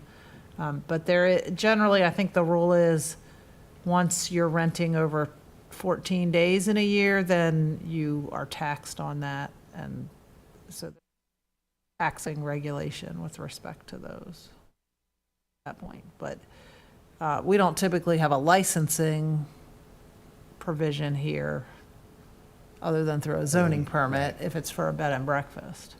But we're not keeping track of that 14-day rule. It's kind of a self-reporting or complaint-driven to the state. I guess treasurer is looking at those. Well, and one of the reasons I asked, I had an inquiry, it's been probably a month ago or more, about a person who was living in an area who was complaining about a neighbor up the street who was using his property for that purpose, and maybe wasn't keeping things up, if you will. But so, and I didn't know in general if there's any kind of licensing that has, or if any towns do that. But anyway, you've basically answered my question. There's certainly places that have regulated it, but it's being constrained. Okay. Area of a lot of litigation and The legislature is still monkeying around with it some, is that right? yes. I don't think they've settled on, there seems to be a bill all the time. There's either a bill to deregulate them completely or a bill to enable more regulation that it's similar to the accessory dwelling units where there's bills to kind of address that, but nothing's been fully adopted statewide. There's just some cases that are eating away at different regulations. Okay. So That's for fine. instance, there was one that said, you could rent, say, a room, Airbnb, but it had to be owner occupied. The owner occupied limits have been struck down by the courts. Okay. Going all the way back to this issue, I believe it says suggestion, receive as information, consider directive, set public hearing. So that would be the next step in this process, correct? Mayor, we're overdue for a recess, but also have 3 questions. So Right. do we take our break and then I can do my questions so people aren't. Okay, the recess should be at 8 o'clock. Oh, so y'all ready for my 3 questions? Or y'all want to take a break? Depends on how long the questions will take, I guess. Well, but, the answers. Yeah, right. They're Let's give it a relatively shot. quick. So on the connectivity, I think it'd be helpful since the council has adopted a policy regarding connectivity to at least reference council's ability to modify the connectivity index by policy. Again, so that it's actually referenced that there is or may be a policy. Then a question on the vehicular surface area, and it's always being changed from paved or non-paved to just paved, and I guess the question is why was that change introduced? And then the other question is the last sentence that was stricken was the vehicular surface area or portions thereof built after the adoption section, whereas expanded by 25% or more shall be landscaped as required. That was taken out. Those are 2 questions, just why the pavement change and then the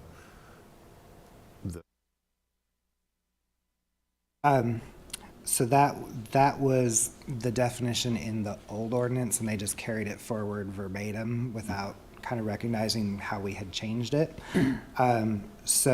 Earlier, when it talks about vehicular surface area in the landscaping section, it specifically used that permanent pavement language, so I just wanted to carry that through. And then the reason we propose to strike the last sentence is because we now have that nonconformity section, which talks about the nonconforming site elements, and so that was actually conflicting with what was in there.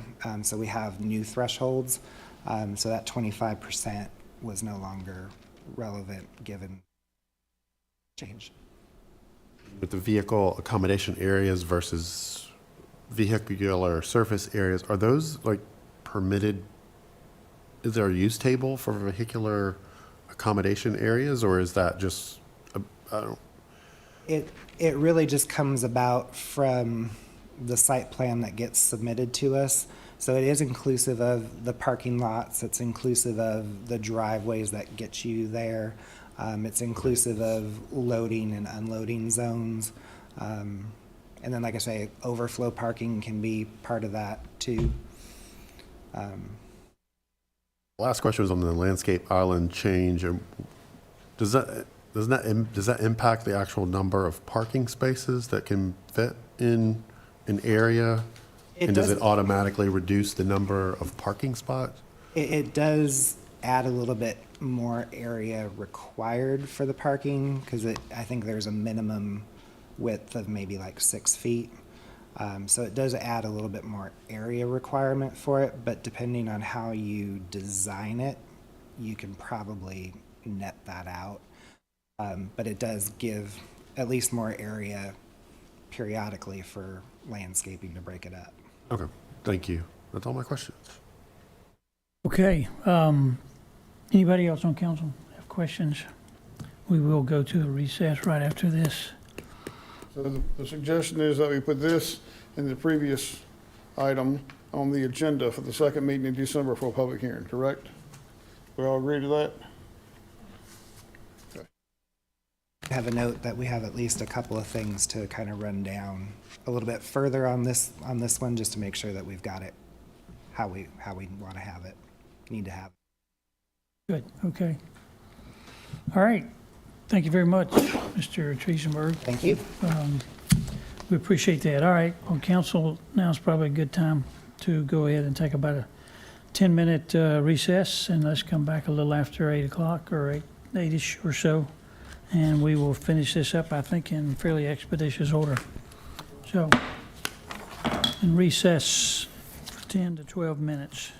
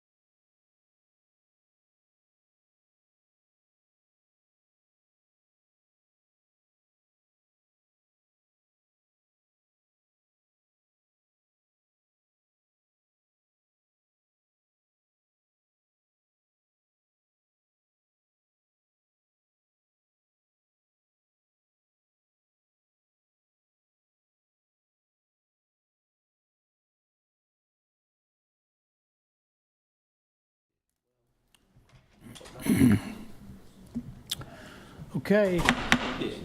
Call us back to order from our recess. Thank you, council, for coming back promptly, and I believe we can move to the latter portion of our agenda and complete this in reasonable time. So at this point, I'm going to call on our town manager for his report.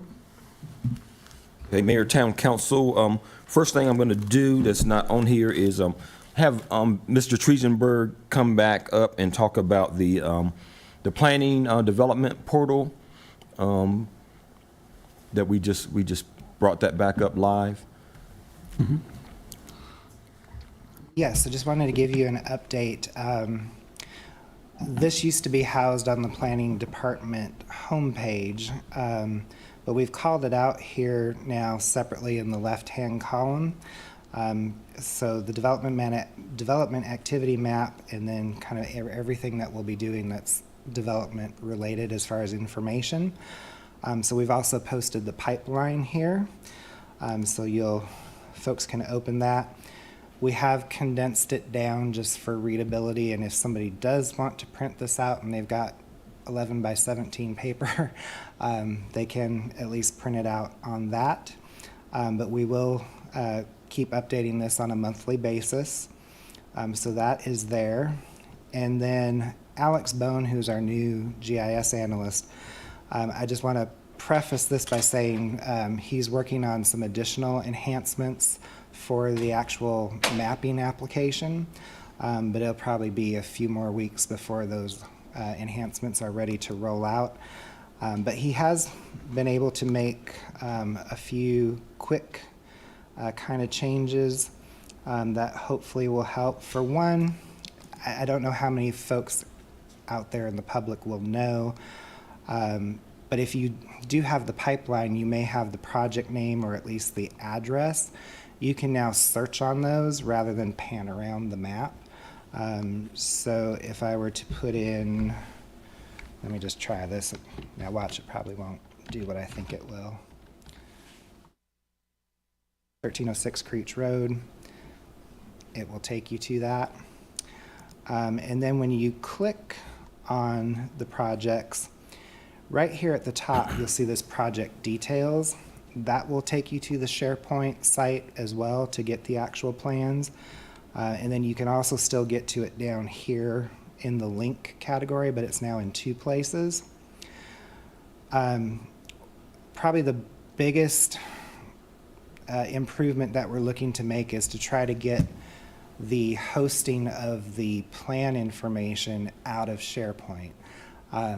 SharePoint, with IT policies that we have in place right now, we can only put these links are only good for 6 months, and then we have to go out and change them all. And I think we talked about that. That's why we don't have individual links to every individual project, just because that's a real maintenance challenge. But we're looking at our ArcGIS online portal, which is where this map is housed. We do get a kind of preset amount of what the software company calls credits, and storage of data does eat up credits, but it tends to be at a pretty slow rate. So Alex believes that we can actually put the full plan sets out in the ArcGIS online realm, and that way we can get them off of SharePoint. And what he was showing me the other day is that this project details, I can't remember if it'll show up at the top or if it shows up at the bottom, but you'll actually get a preview of the plan sheet. So that's very easy, I think, and intuitive for the non-tech user to be like, oh, there's the plan set, let me click on it, because it's actually showing you an image of that plan set. So we're looking into that. We got to see, we got to get a few things changed and standardized with the folks who are submitting plans, so that hopefully the file sizes aren't any bigger than they need to be. But that is the biggest change that he's looking at trying to implement. And then we are looking at some other potential process improvements maybe to look at adding other kind of status levels. So not just recently approved or under review, but try to give folks an indication of where in the pipeline it's actually at.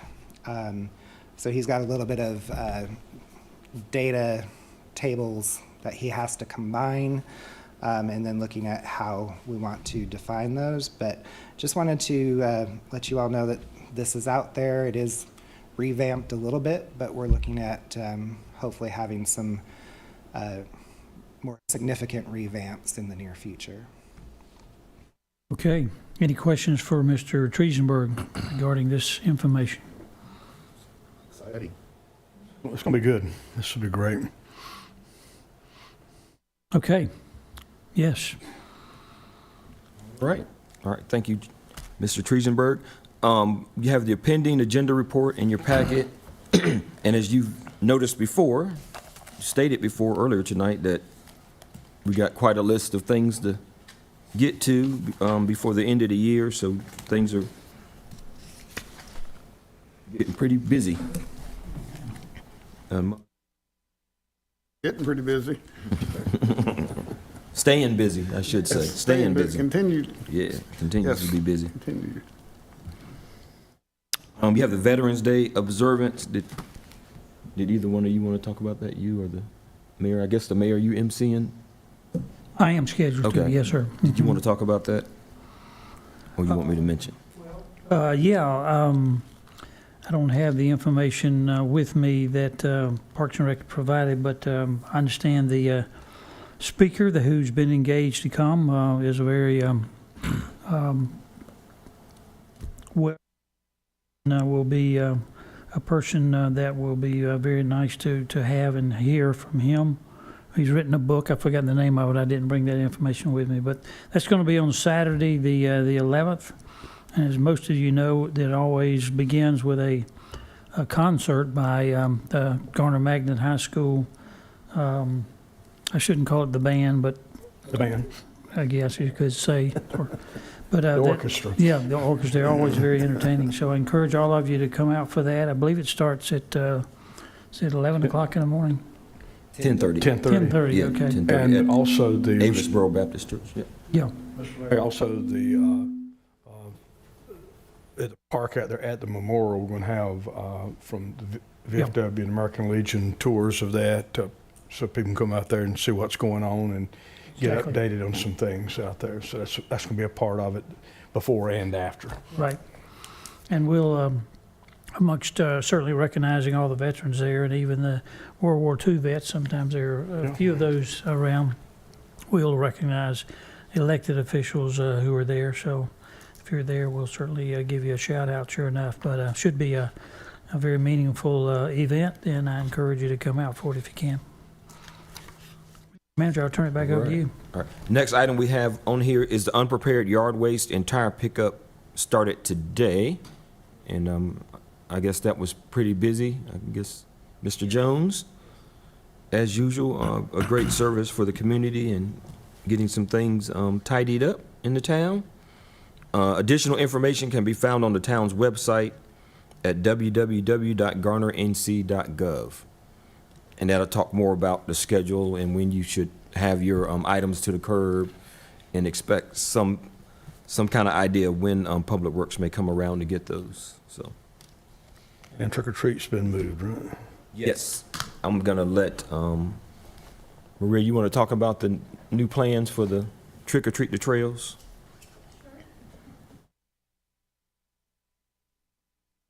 Good evening, Mayor, council members.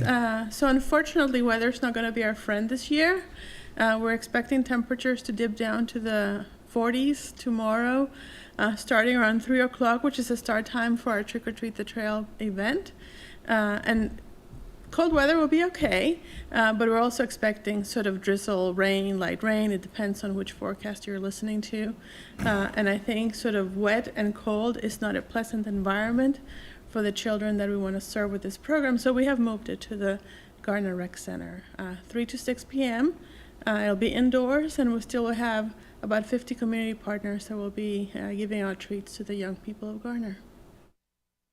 I believe we did this once before, and the rec center did work very well to be the inside place to move it. Did. Our first post-COVID Trick or Treat the Trails was actually indoors at the Gardner Rec Center, so it was a smaller event, but then again, it's a big building, and we had a backup plan. We had a rain plan, so our team did a really good job, and Public Works team was there setting up earlier today, so we're all ready to go tomorrow. Sounds like a good plan for the. Yes, thank you, sir. Thank you very much. Thank you. Like they say in North Carolina, if you don't like the weather, just wait till tomorrow. Because it changes dramatically from day to day. And that's all I have for now. So. Okay, any questions for the town manager on the report? Okay. I know we do have a closed session, but Ms. Turner, do you have any reports? No, but I have a few things to discuss with you in closed session that have popped up in the last week. Okay. All right. I will go to council reports, and I'll start on my right with Mr. Vance. I have nothing to report tonight, but one thing in reference to the showing of the what's it called? The bumps, the road bumps. Yeah, we're prepared to talk about that. If you just want to know when it's going to be pulled in. we can talk about that whenever you want. You want us to address the speed bumps and the use of the asphalt versus the rubber mounted ones. So I guess we're prepared to talk about that now if you want. Sure. And we also have it ready to go to show the example of it, correct? Yes. Yeah, is that queued up? I don't know if it's queued up. Oh, it was on there at the beginning of the This meeting. came up yesterday. There was a Spectrum News report about the speed humps being put in, not the way we're doing it now with asphalt, but similar to the way we did it before, and how Charlotte has done it. And I hadn't been at my parents' house doing things I do there on the weekend, and saw it, and within 2 minutes of it being, I got a text from Mr. Vance saying, have you seen this news report from Spectrum News? Kid you not, it was a fluke.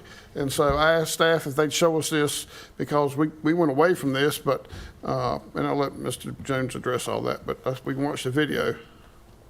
I'll show the video and then we'll. Do ask later. Yep. David Smith takes a drive around the Queen City. As a manager in Charlotte's Department of Transportation, these city streets are important to him. Neighborhood speeding is one of the complaints that we do frequently get. The city's population is rapidly growing, and so is traffic congestion during rush hour, leading more drivers to cut through neighborhoods. Smith says he gets several requests a week to slow down traffic on those side streets, such as installing speed humps. So speed humps are very labor intensive to install. The department is working to clear a backlog of more than 100 requests. But a newer type of speed bump could help erase the growing list. So this is a speed cushion. Speed cushions are made of rubber rather than asphalt, and Smith says they're a third of the cost of speed humps and easier to install. How you attach this to the asphalt is just by bolting it down. They're also designed with emergency vehicles in mind. Gaps between the rubber pieces allow fire trucks to pass through them without having a big impact on the response time. We want to slow down, but not slowing down those first responders. Since 1997, nearly 2,000 speed controlling devices, mostly speed humps, have been installed across Charlotte.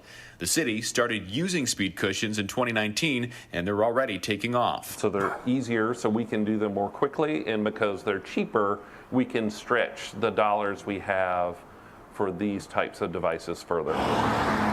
Smith says they still plan to build speed humps where necessary, but to expect more speed cushions to pop up across the city and slowing down drivers in Charlotte's neighborhoods. And hopefully work on that backlog of getting the neighborhoods that have been waiting for these devices installed, and they will come off the list and hopefully be happier with speeds in their neighborhood. So just a couple of things about this, and we'll certainly, I think as the opening speaker said tonight, we're probably listening more than we're going to talk, really to hear what your take on it is. So we did, I think the first time we put out any traffic calming devices, particular that I recall, was probably back more than 10 years ago in Greenbrier, and we actually did use speed humps, speed cushions.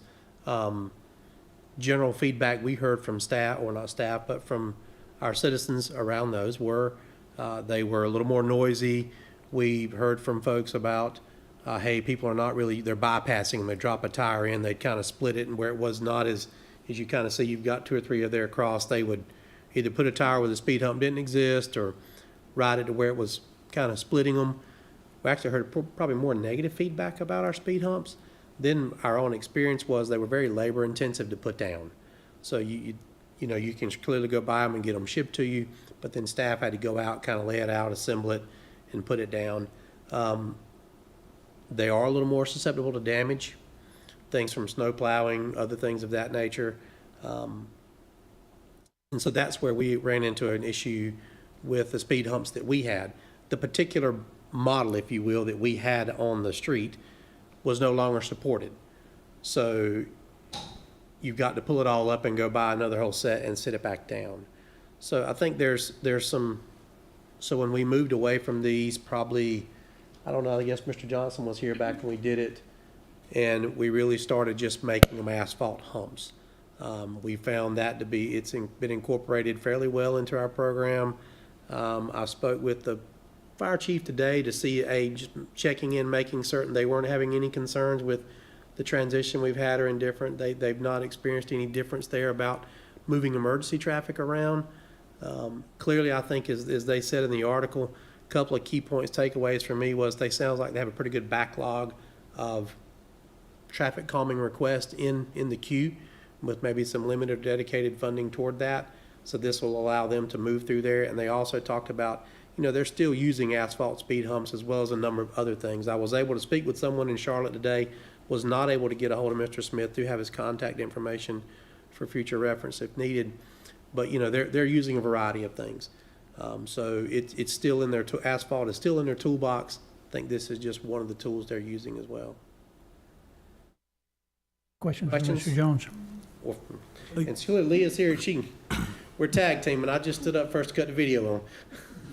Yes, I would like to say that I'm receiving more calls from citizens in reference to cut-through traffic and concerns about speeding traffic coming through and trying to find traffic calming measures that'll be helpful. And I know that the cost was a consideration when it came to the asphalt speed bumps, and the speed cushions seems like it was more, seems like it'd be more economical cost-wise, being 1/3 the cost, but based upon what's being done in Charlotte. So yes, we're looking at different ideas of ways that we can add in traffic calming based upon the traffic that's being seen coming through the neighborhoods now. I'll say too, I think that it's a combination of not just the device that's used, but the policy on how you decide to locate them. And I know we adopted a traffic calming policy that has kind of a high threshold for the town doing something.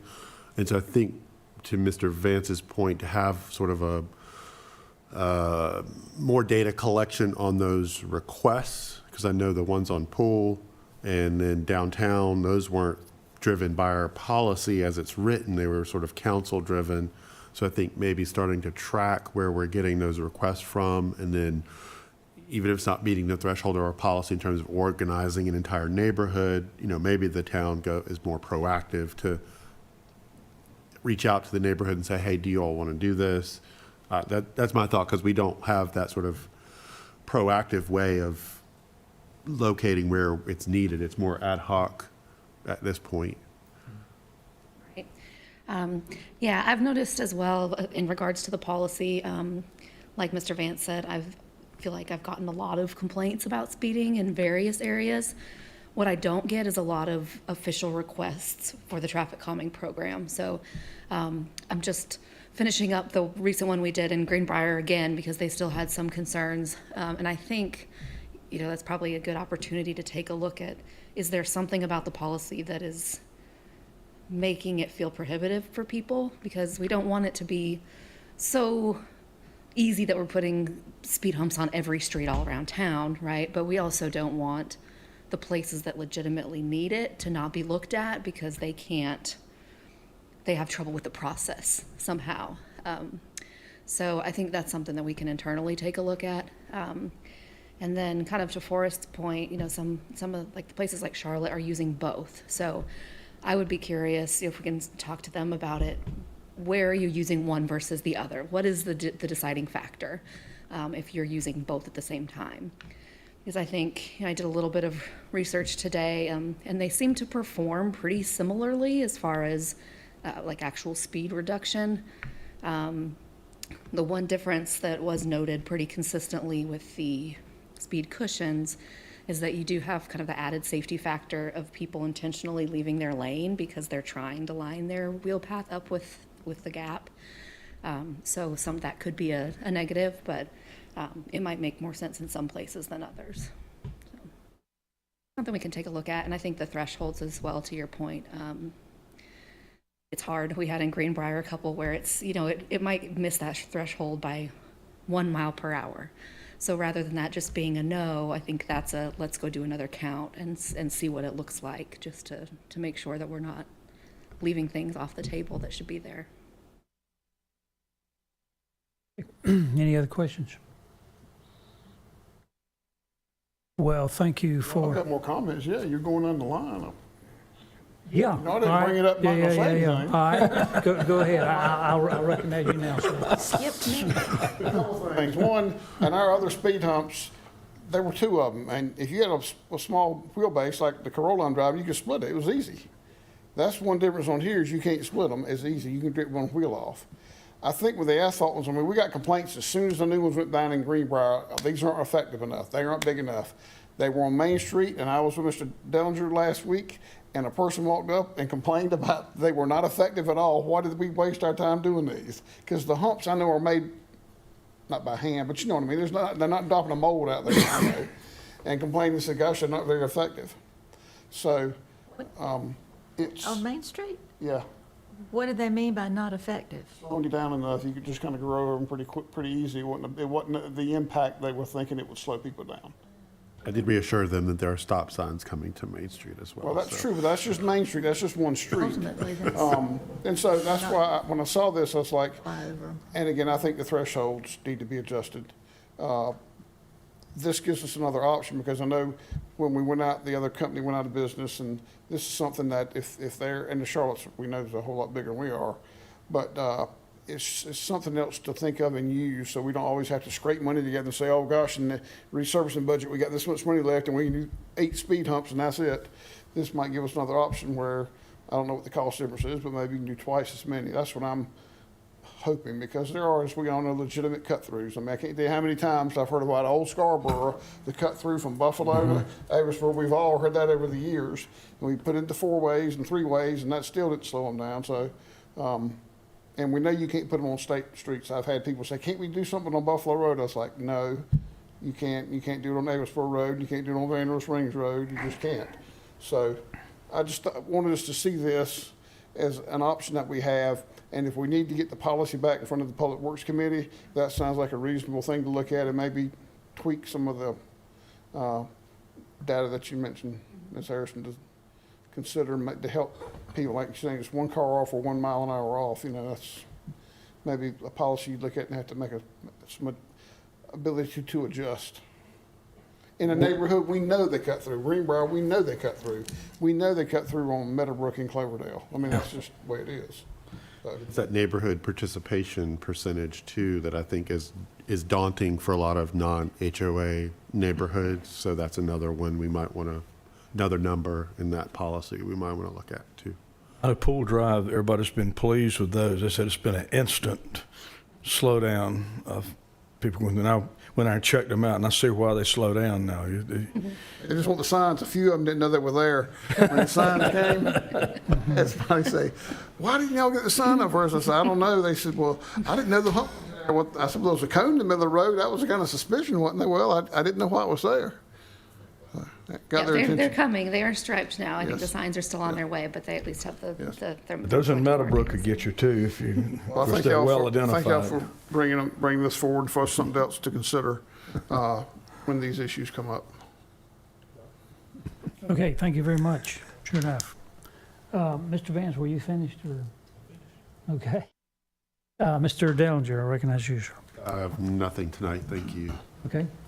Ms. Behringer. Yeah, a few things. wanted to compliment Public Works on the job they did refurbishing the playground at Garner Rec Park. Had a citizen speak to me a couple of weeks ago, distressed because the benches that they could sit on inside the park area, the playground area, were missing. And I said, they're coming back. They're coming back. So he'll be relieved to hear about that. But it looks good, and the benches are much needed. And also at Garner Rec Park, there's a tree across to the left. If you're going down the sidewalks, a tree to the left of the playground area near the picnic table, there's a growing pile of limbs and branches at the base of that tree, and they need to be picked up and moved away. And then this morning as I was walking, I noticed that the trash receptacle at the Go Raleigh site looks like somebody tried to remove it. It is now turned sideways. Apparently it's bolted down, but it's not straight anymore. It's completely sideways. So might want to look into that and see who was trying to be creative. And then I have a question. Where can I get an Our State magazine? I subscribe to it. I'll be happy to do Oh, it. well, there, you're no help then. Mr. Andrew, I believe there were a few copies at the Gearworks office, so I think Shayla and Nate, I believe I observed several copies on the table there that Okay. I'm I'll not go sure how get they were there, but I saw more than one copy. Okay, thank you. That's all, sir. I have one at my desk here. I'm not sure who put it here. I didn't bring it, but Oh, it's not yours? I'll take it. If you already have one. I'll consider giving it to you at the end of the meeting. I need it. Yeah, The one the mayor has to autograph to put in the museum. there you go. I don't Yeah. care what he puts on it. I want the magazine. Mr. Singleton, Autograph what the do you back of my have? head. I appreciate you again bringing the speed hump video in here to look at. Ms. Gibson, while I've been up here tonight, both the candy bowls from Mr. Marshman and Mr. Matthews are empty, and they both have complained, so I just want to let you know that. See? Didn't Let you know notice they've been complaining. Thank you. it. Mr. Matthews. Just strictly the yellow bags of chocolate-covered peanuts will be fine. Excuse me. Excuse me. Do you know you're not the only person sitting up here? Oh, okay, well, just ask. She wants some too. Maybe she's the one's been eating all of them, but Mr. Mayor, everything else is okay. We're just looking forward to Halloween tomorrow. And Okay, very good. we had a great Garner night out last Friday. I was out there and seen quite a few of us at Cabela's, and I told the town really did it up right. So fantastic job, and even Public Works was out there with the truck and all the fire truck and police and lights everywhere. Then when they added the trick or treating, man, the kids really came out. So it was a fabulous event, and they hope to make it even bigger next year. So accolades to the police department, pals, everybody involved on that deal. It was something to behold, and all the lights and all that you thought you was at the state fair. And I would second what you said, Phil. The only complaint I heard was that the MC was a little loud at times, but other than that, Was. We'll work on him next go round. that's fine. That's an But inside they love the joke. old music. Yeah. Also, Yeah. the early voting is of course, up at Avery Street. I took my father today. It was a good day. Because there's mobility issues, they were able to come out at the handicap spot and vote there, so that was very helpful. But good day. He was number 151 about 2 o'clock today, voting early Very good. there. I saw Mr. Matthews there. He was pressing the flesh out there. There wasn't a lot of flesh to press over there. Was there? You get it when you can. Okay, I'll take the privilege to mention just a couple of things. It was my great privilege to represent our town, along with Mr. Gupton, at the Music Hall of Fame induction ceremony up in Mooresville last Thursday, I guess it was. And our own Scotty McCreery was inducted, and he sang a couple of songs, and some others from around the state, some that I'd heard of, others I had not. But thank you, town, for letting me go and attend that. It was an interesting evening and a very entertaining one as well. And as already been mentioned, the town of Garner, North Carolina, is featured along with other towns and things in the latest issue of Our State. So I have a copy here that I'll give to my fellow council member here. And let me see, it seemed like there was one other thing I was going to mention, but I believe that was it. Let me see. So, yeah, that's all for now. And we now are prepared, I think, to go to our closed session. So I'll ask for a motion on that and a statutory site to do that. Ms. Owens, is it still both of the sections need to be noted? Yes. Okay, Mr. Mayor, I move we go to closed session pursuant to NC General Statutes 13811A3 to consult with town attorney regarding litigation, and Section A5 to discuss possible real estate acquisition and the town's negotiating position regarding such real estate. Second. Okay. Motion properly made and seconded. If there's not any discussion, would you vote? If you're in favor, vote aye. Aye. If there's opposition, none. And I'll declare that we are now retiring to the closed session room where we will come back after conducting our business.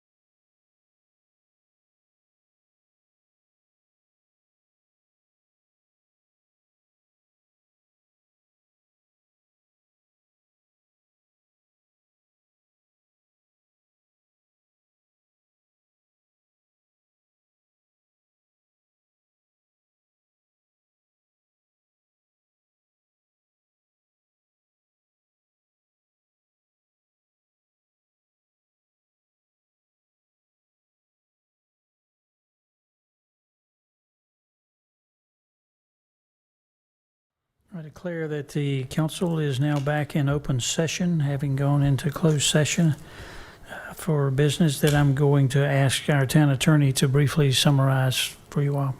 Thank you, Mr. Mayor.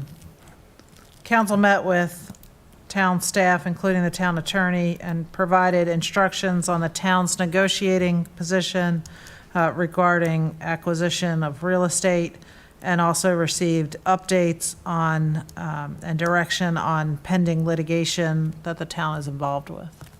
Okay. Council, I believe this concludes all of the meeting we had scheduled tonight, so I entertain a motion for adjournment. Second. Okay, all in favor, say aye. Aye. And it's unanimous. Declare this meeting of the Garner Town Council work session to be adjourned.